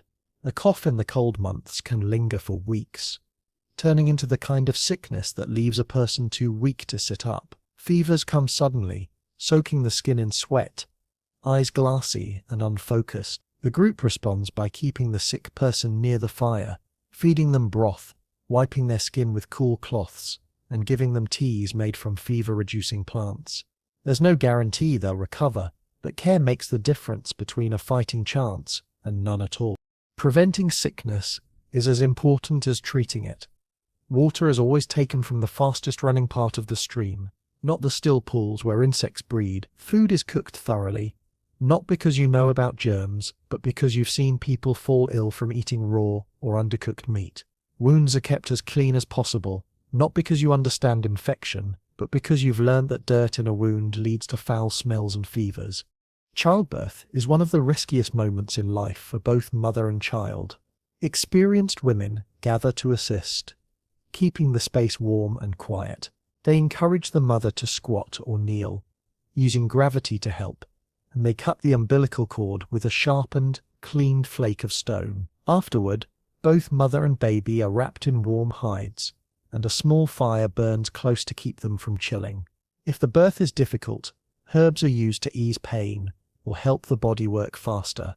But everyone knows that sometimes, despite every effort, one or both may not survive. Your people also use heat and cold as medicine. Heated stones wrapped in hide are placed against sore muscles or stomach cramps. In the summer, cool water is used to wash fevers away. Smoke from certain plants is believed to drive sickness out, and sometimes the sick person is placed in a shelter thick with this smoke until they sweat heavily. Part treatment, part ritual.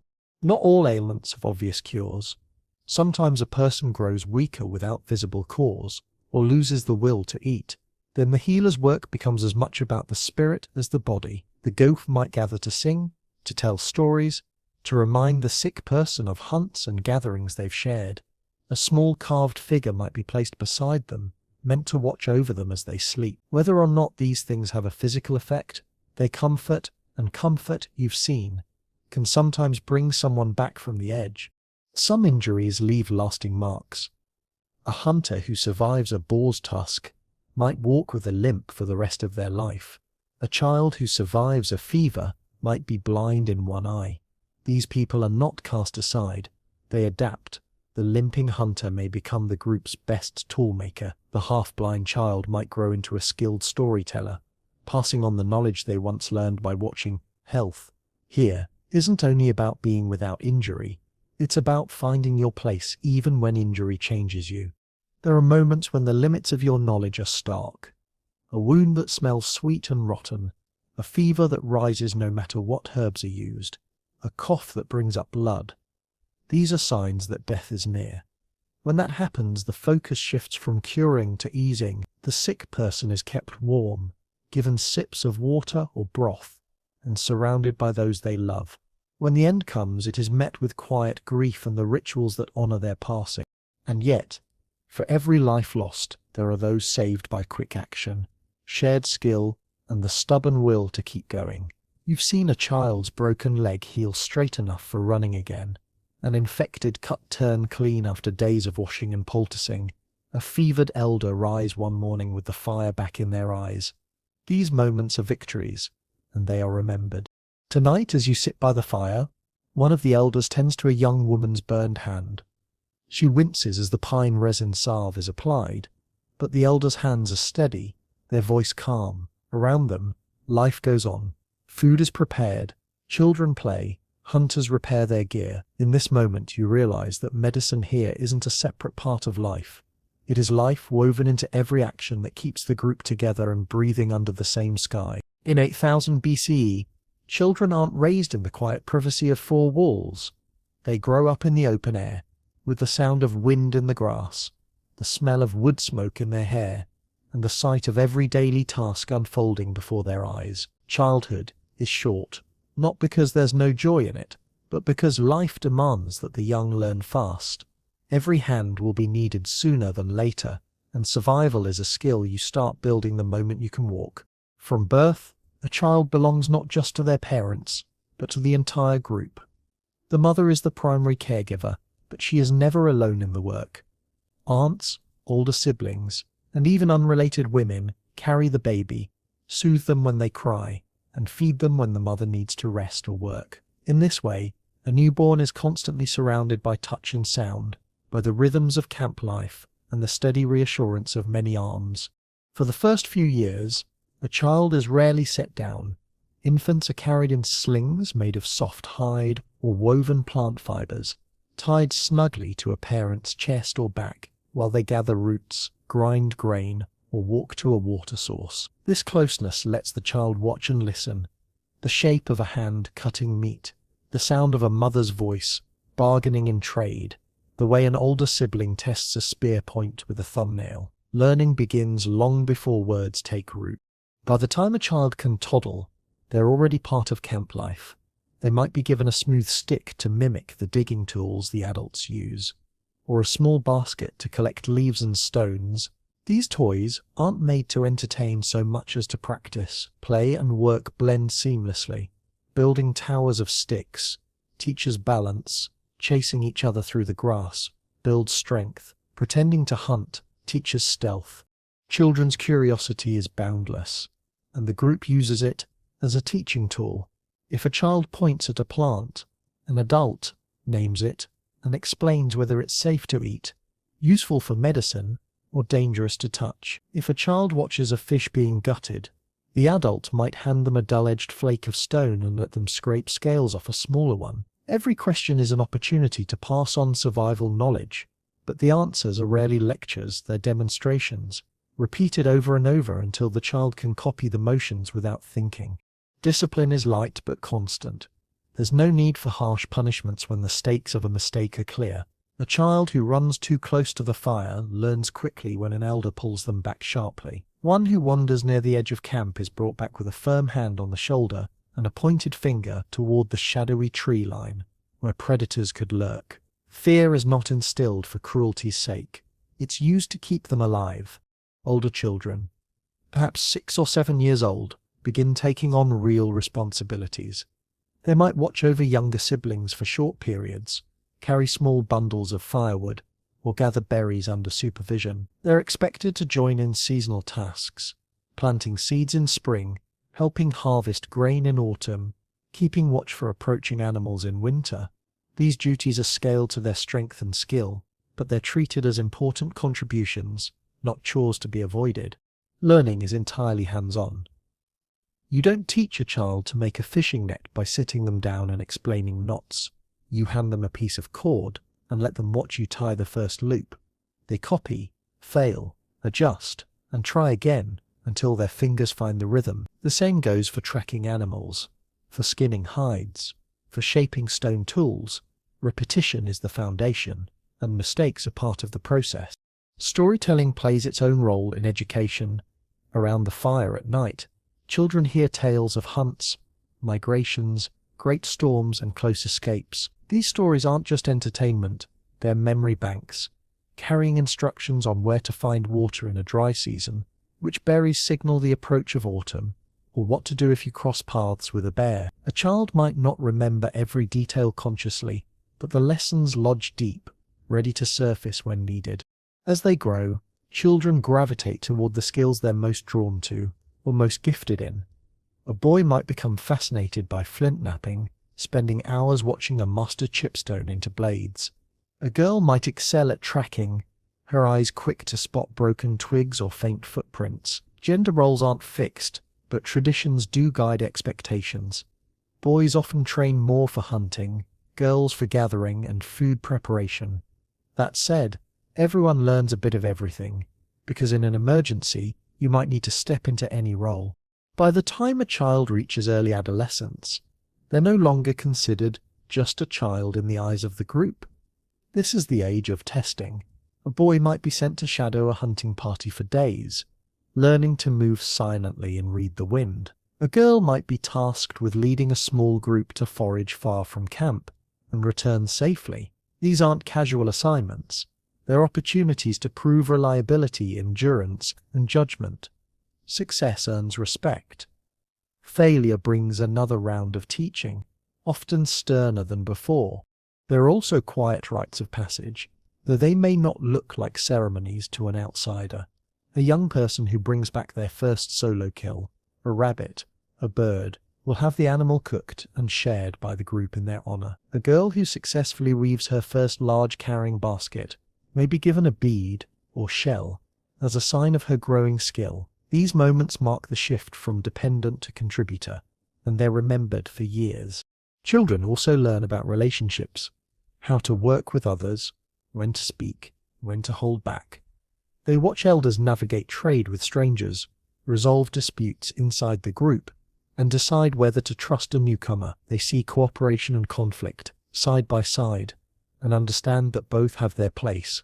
By observing, they absorb the unspoken rules that keep the group from tearing itself apart. The environment is both teacher and test.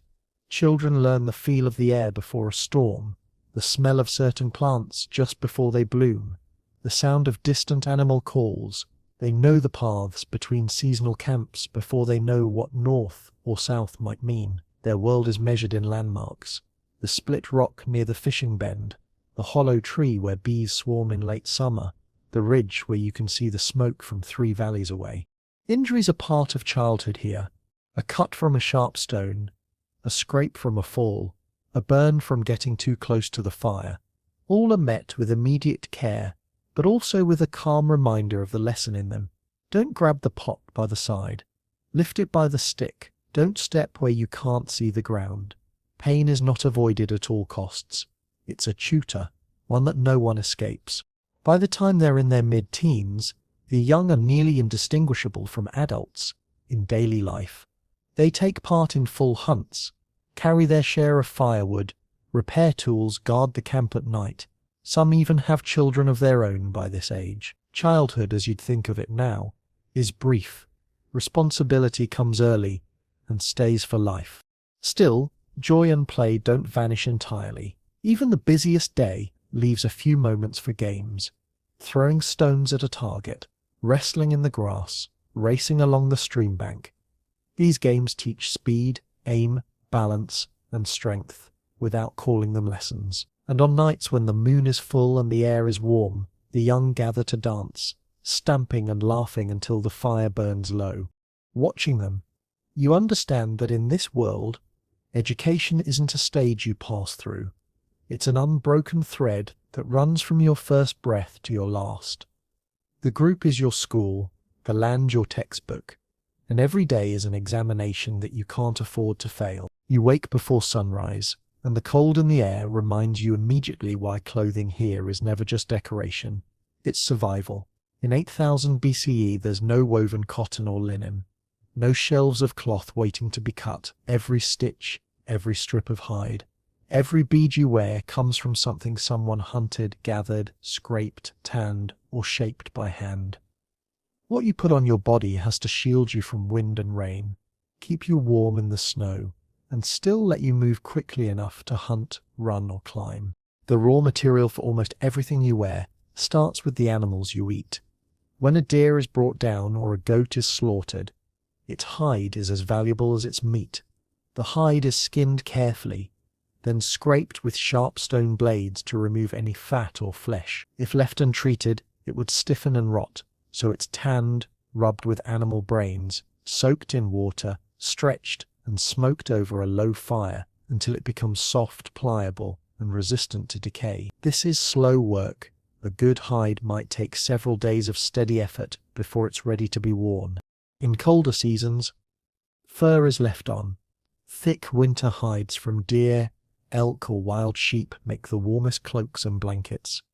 In warmer months, hair is scraped away to make lighter leather for leggings, tunics, and soft boots. Goat and sheep skins, even if not as tough as deer hide, are easier to work and make excellent liners for sleeping mats and pouches. Plant fibers also play a role. In areas where certain plants grow, you can strip their inner bark or twist their leaves into cord. Nettles, for example, can be retted, soaked until their fibers loosen, and spun into surprisingly strong thread. Grasses and reeds are plaited into mats, skirts, or simple sandals for warm weather, though they wear out quickly and need constant replacement. Clothing is shaped not with sewing machines, but with sinew-tough tendons, from animal legs, dried, pounded, and split into thread.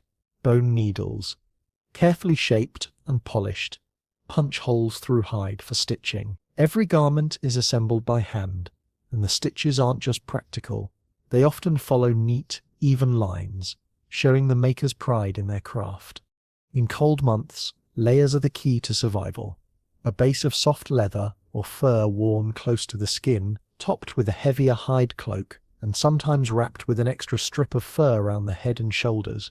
Boots are stuffed with dry grass or moss for insulation. If the weather turns wet, cloaks are treated with animal fat or resin to make them shed water better. In warm months, clothing becomes lighter and more practical for movement. Simple skirts or shorts made from softened hide, sleeveless tunics, and woven grass belts are common. Even in heat, though, you keep something to cover your shoulders. Sunburn is painful, and an extra layer keeps biting insects from feasting on you. Clothing also marks your skill and role. A skilled hunter might wear a necklace of teeth from animals they've brought down, each one telling a story. A talented gatherer might braid coloured plant fibres into their hair or wear a pouch filled with seeds and berries they've foraged. The healer may carry pouches of herbs tied along their belt, both for practical use and as a sign of their knowledge. Personal adornment here is not frivolous. Shells, beads, feathers and carved bone pieces are worn in ways that often carry meaning. Ties to family, proof of skill, symbols of protection. A necklace made from bird feathers might signal agility. A charm carved from bone might be worn for luck in hunting. These items are traded, gifted or earned, and they tell others who you are without a word spoken. Beads are common because they're portable, beautiful and durable. Some are made from pierced animal teeth, others from polished stones or carved bone. In regions near rivers or seas, shells are prized, drilled carefully with flint points and strung onto sinew cord. Coloured clay can be baked into simple beads, and occasionally someone will stain them with plant dyes for richer hues. Body painting is another form of adornment. Charcoal, ochre, and crushed minerals are mixed with animal fat or plant oil to make pigments that stick to the skin. Patterns can be as simple as a stripe across the cheek or as elaborate as spirals down the arms. Some are worn for special hunts or gatherings, others as daily marks of identity. They might fade in a day, but they can be reapplied whenever the mood or the occasion calls for it. Hair is rarely left untouched. Men and women alike braid it, tie it back with strips of hide, or weave in feathers and beads. Long hair can be practical in cold weather, tucked into cloaks for warmth. But it's also a canvas for self-expression. Children sometimes have small charms tied into their hair, believed to protect them from harm. Even practical gear often carries decoration.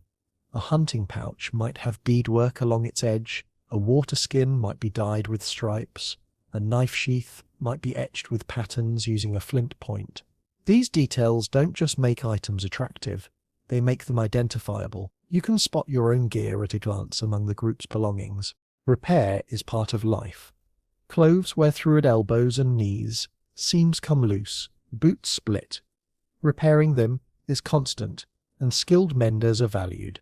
A well-patched garment can last years, sometimes passed down from one person to another. Hides from smaller animals, like rabbits, often end up as patches, softer and easier to sew into worn spots. Weather dictates not only what you wear, but how you prepare it. In wet seasons, you make sure to have extra cloaks ready, drying one while wearing another. In dry, hot seasons, you might store heavier hides in a shaded shelter, safe from insects and cracking. Clothing is as much a seasonal tool as any spear or digging stick. Certain items are only worn during specific times. You might have a ceremonial cloak made from the fur of a rare animal, worn only during a major feast or ritual. A necklace given to you after your first successful hunt might be kept wrapped in hide when not in use, brought out on anniversaries of that day. These special pieces are part of personal history, carried carefully across moves and seasons. Adornment also plays a role in attraction and courtship. A young man might gift a finely worked bracelet to a woman he hopes to impress. A woman might wear her hair in a style that shows off the beads she's been given, signaling interest. These gestures are subtle but noticed by the watchful eyes of the camp. Children start wearing small versions of adult clothing early on, not just for warmth, but so they can learn to move and work in them. Their adornments are simpler: a bead or two, a feather tucked behind the ear, a small pouch tied at the waist. As they grow and prove themselves, more decoration is added, marking their progress toward adulthood. Even death is dressed. When someone dies, they're clothed in their best, sometimes in garments they rarely wore in life: a fur cloak lined with beads, a belt with carved charms, a headband with feathers. These are sent with them into the earth, or under the cairn, so they go to the next world prepared, just as they were in this one. Tonight, as you sit by the fire, sewing a tear in your leather leggings, you notice the smell of the smoke mixing with the faint tang of the hide, Around you, others are mending, braiding, stringing beads, or shaping bone into needles. The work is quiet, methodical, and oddly comforting. In your world, clothing isn't just a cover for the body. It's a record of your skills, your relationships, your identity, and the seasons you've survived. Out here, in 8000 BCE, the land gives you everything you need to live. But it never stops testing you. Every valley, river, and forest carries not just food and shelter, but dangers you have to respect. Some you can see, teeth bared, and eyes watching from the shadows. Others are silent until they strike. A change in the air, a shift in the ground, a bite so small you don't even feel it until the fever sets in. You don't get to choose your hazards. You only choose how prepared you are when they come. The weather is the first and constant threat. In the open plains, winds can howl for days, pushing cold so deep into your bones that no fire seems to reach it. In the highlands, sudden storms can turn a clear morning into a deadly scramble for shelter. Lightning can strike the ground close enough to make your teeth rattle. In winter, snow piles deep, sealing off paths to food and freezing water sources solid. You can melt ice for drinking, but it costs you fuel, and in the coldest weeks, every stick of wood is worth more than you'd like to admit. Rain isn't always a blessing either. A heavy downpour in the wrong place can swell a river in minutes, washing away fish traps, baskets, even shelters. In lowlands, it turns soil to sucking mud that steals your boots, if you're wearing any, and slows you to a crawl. Worse still are flash floods, water roaring down from distant hills with no warning but a faint rumble, and the sudden panic of animals bolting uphill. Heat is no kinder. In summer, the sun can scorch your skin in hours, drain your strength, and leave you dizzy and weak. Water sources shrink, and the ones that remain may turn foul, full of insects or tainted by rotting plants. You learn quickly to carry more water than you think you'll need, to rest in shade during the hottest hours, and to read the land for signs of springs hidden in the folds of the earth. Animals are your competitors for food, but they are also predators in their own right. Wolves watch from the tree line at night, testing your defenses.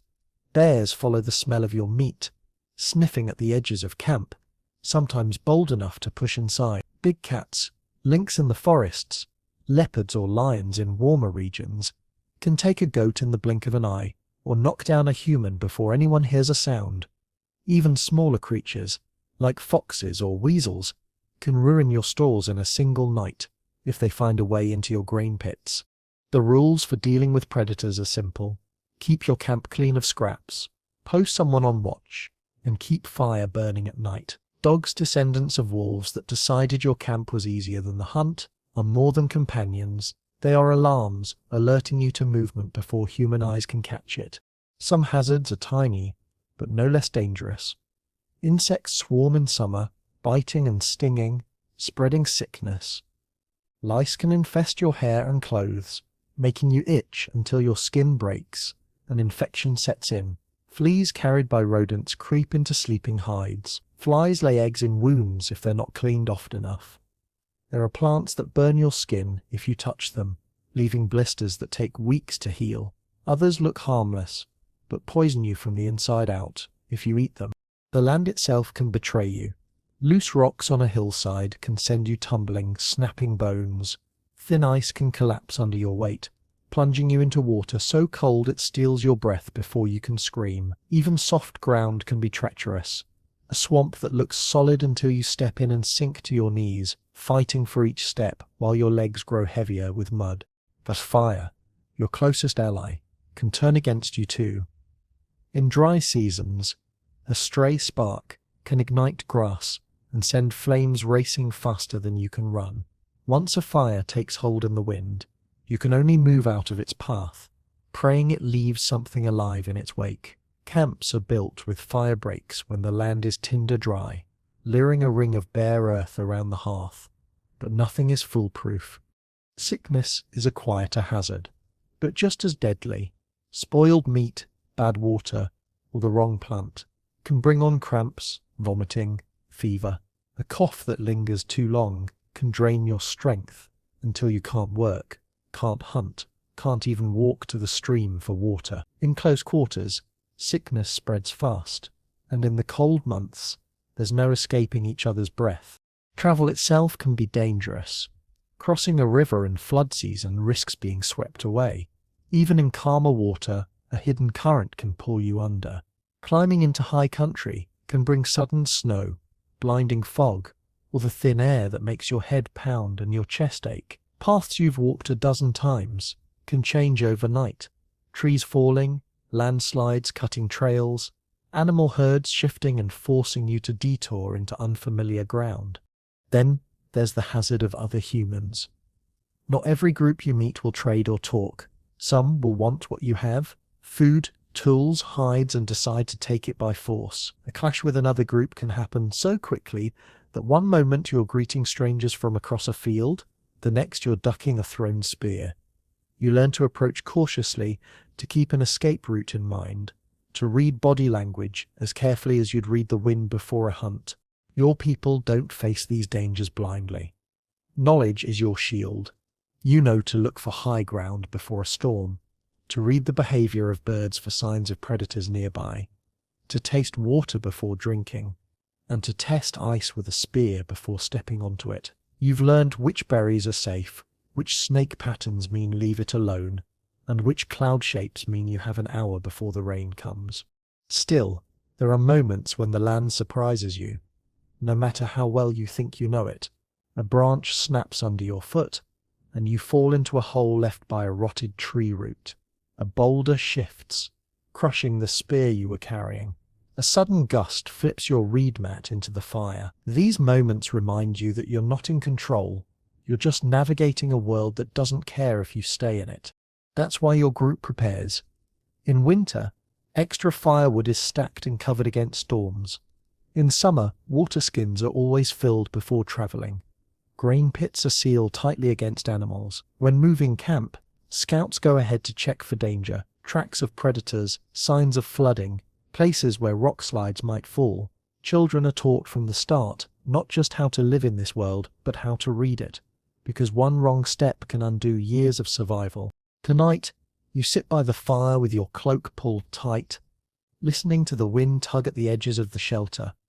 Somewhere beyond the glow, a wolf howls, a low rolling sound that reminds you of every danger waiting out there in the dark. You glance at the stacked firewood, the drying meat, the guarded grain pit, and feel the comfort that comes from being ready. In your world, danger is never gone, but preparation is the closest thing you have to peace. Movement is as much a part of your life in 8000 BCE as breathing. Staying in one place for too long is a recent experiment for some groups, made possible by fields, herds, and sturdier shelters. But for most of your lifetime, the seasons have been your map. You go where the food is, where the water runs clean, where the winds are kinder and the ground isn't frozen solid. Migration isn't just a choice. It's a survival pattern your body and mind have grown around. Territory is not marked by fences or written deeds, but everyone in your group knows its boundaries as surely as they know the shape of their own hands. It's defined by landmarks. The big split boulder at the river bend, the ash tree with lightning scars, the high ridge where you can see both the valley you came from and the one you're heading toward. These markers are stitched into stories, so even the youngest children can navigate by them. Follow the stream until you hear the waterfall. Turn toward the slope with the red flowers. Memory is your compass. Your year is a loop, though it changes slightly from one to the next. In spring, you follow the meltwater down from higher ground, tracking the first green shoots and the return of migrating herds.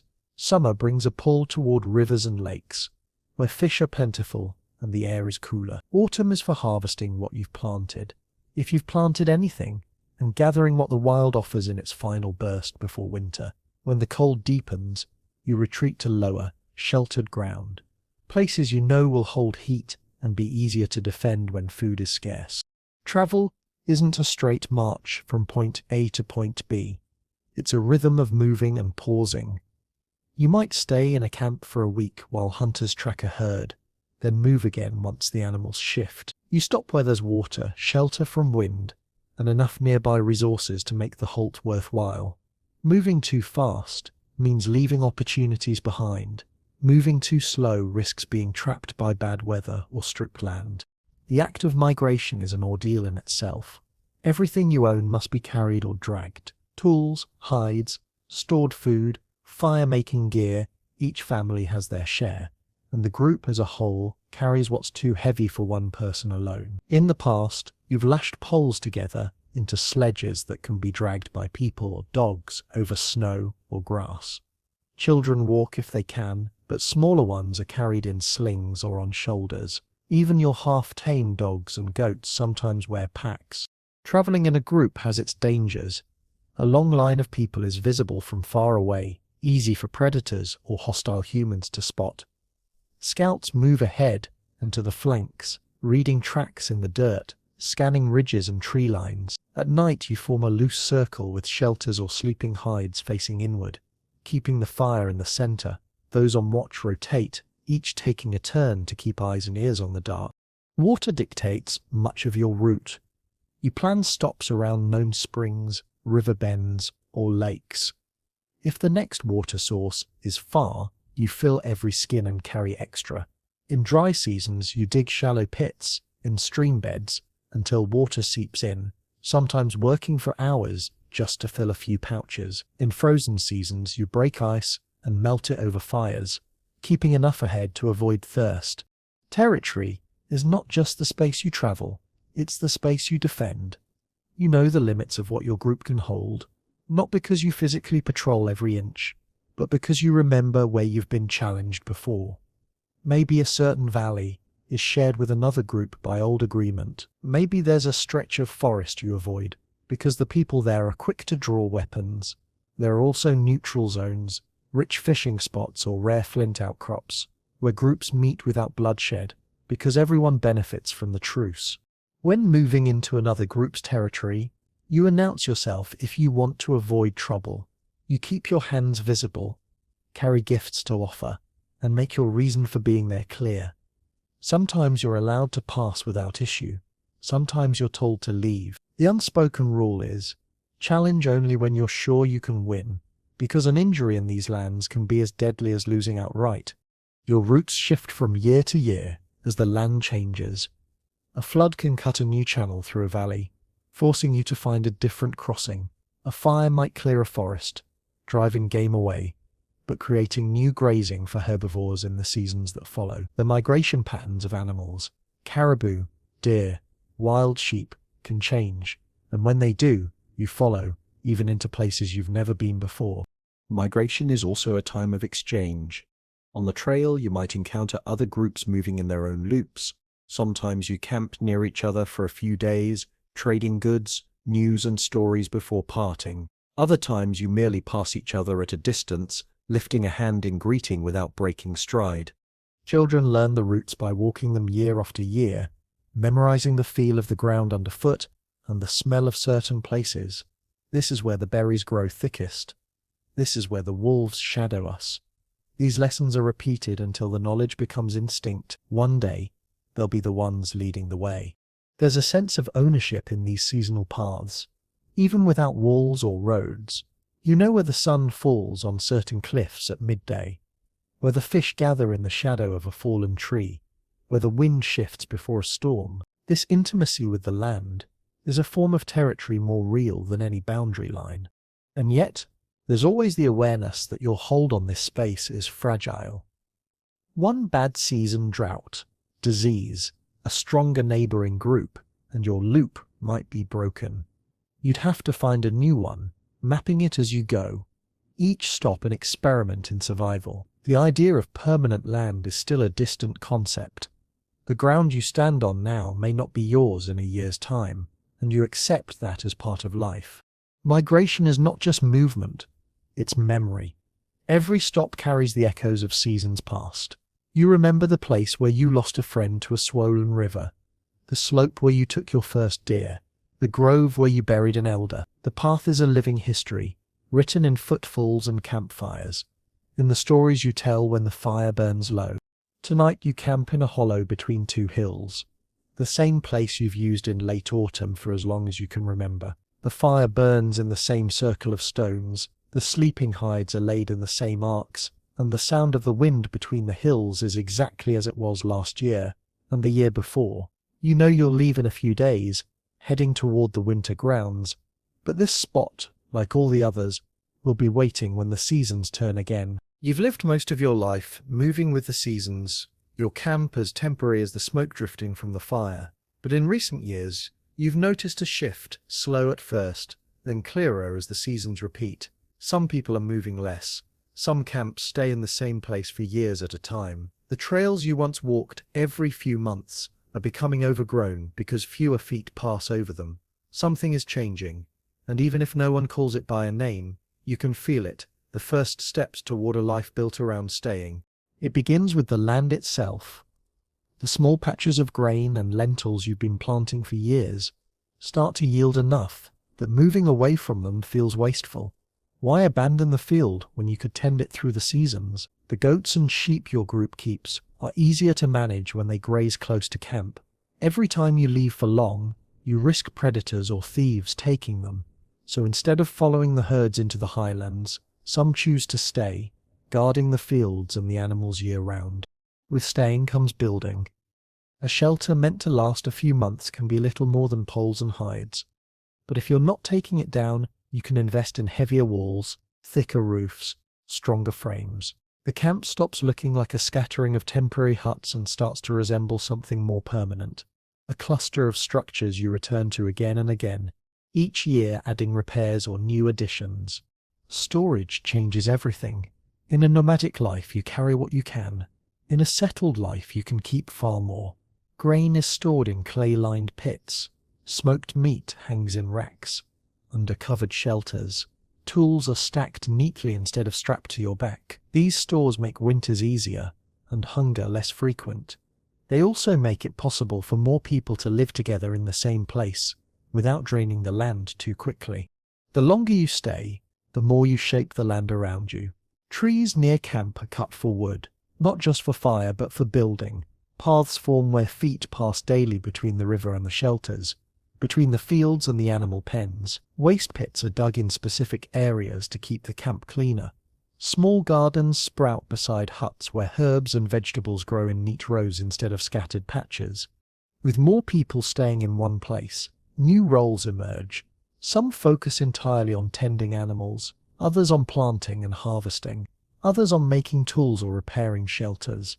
A few may not hunt at all anymore, relying on trade with those who still roam wider territories. Skills begin to specialize in a way they never had to when everyone was constantly on the move. Trade changes too. Instead of meeting other groups only on the trail, traders come to you. You have goods to offer year-round: grain, tanned hides, crafted items, and you can store what you receive in return. The camp slowly becomes a hub, a place where the paths of nomadic groups cross to exchange goods and news. Settling brings new challenges. In a mobile life, waste and sickness are left behind when you move on. In a permanent camp, disease can spread faster. Waste has to be managed, water kept clean, and food storage protected from pests. You also have to defend your growing stores against animals, yes, but more and more against other humans who see your camp as a prize worth taking. Disputes inside the group take on a different shape too. When you're moving, disagreements can be solved by separating for a while, traveling apart until tempers cool.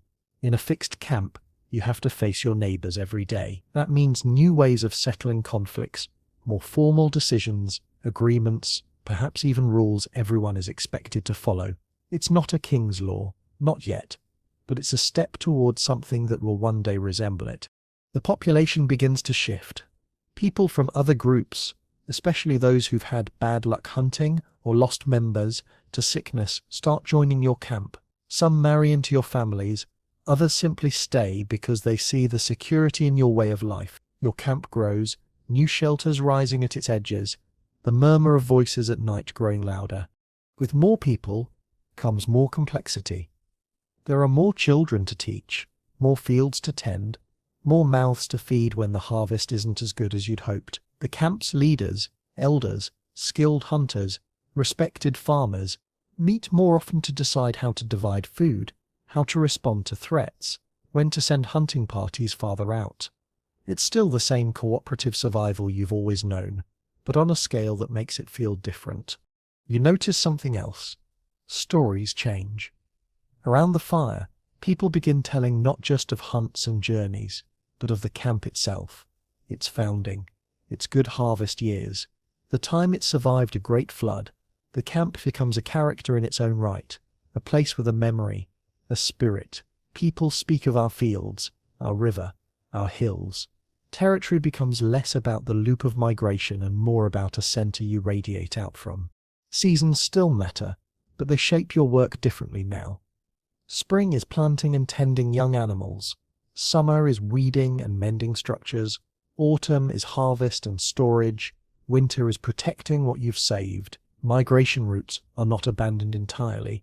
Hunting parties still travel, and some families choose to spend part of the year roaming, but the majority return to the same hearth year after year. The change is slow enough that no one calls it a revolution. Yet, if you step back and look, the difference between the camp of your childhood and the camp now is striking. What was once temporary is becoming lasting. What was once a scattered web of shelters is becoming a tight knot of structures, paths, and people bound by shared work and shared ground. Some of the elders worry that staying too long in one place will dull the old skills. Tracking, moving silently, reading the land beyond sight of the camp. They warn that without movement, you lose the flexibility to survive a disaster. Others argue that this is the future, that here in one place, you can grow more than just food. You can grow families that stay together, goods that build wealth, knowledge that accumulates, instead of being carried in only a few people's memory. You don't know which side is right. You still feel the pull of the trail when you look toward the hills, but you also feel the comfort of the hearth, the safety of a storehouse full of grain, the warmth of walls that don't flap in the wind. And so you live in this in-between time, when the life of endless movement and the life of settlement overlap. You plant in spring and still join hunts in summer. You store food for winter and still walk the old migration paths when you can. You carry the skills of your ancestors in your hands, but you also shape something new with those same hands, something that, in generations to come, might grow into the first villages, then towns, then cities. Tonight, you sit by the central fire of the camp, the crackle and smoke familiar as your own heartbeat. Around you, children chase each other between shelters that will still be here when they are grown. Beyond them, fields lie in neat rows, their soil dark and rich from seasons of tending. Somewhere out there, far past the horizon, others are still moving with the herds, living as you once did. Here, though, you stay anchored, for now in a way that feels both strange and inevitable. The wind carries the scent of the river and the fields, and you realize that for the first time, your sense of home is not just the people around you, it's the place beneath your feet. The fire burns low, casting long shadows that stretch across the camp.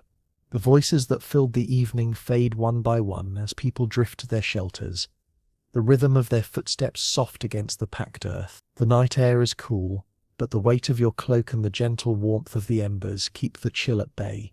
Above, the stars are steady, their light unchanged from the nights you spent in high mountain passes, in river valleys, in forests where the wind never stopped moving. You realize that no matter how much the shape of your life changes, whether you walk the old paths or sleep beneath the same roof for years, the sky is always there, a familiar ceiling over every kind of home. The sounds of the camp at night are simple.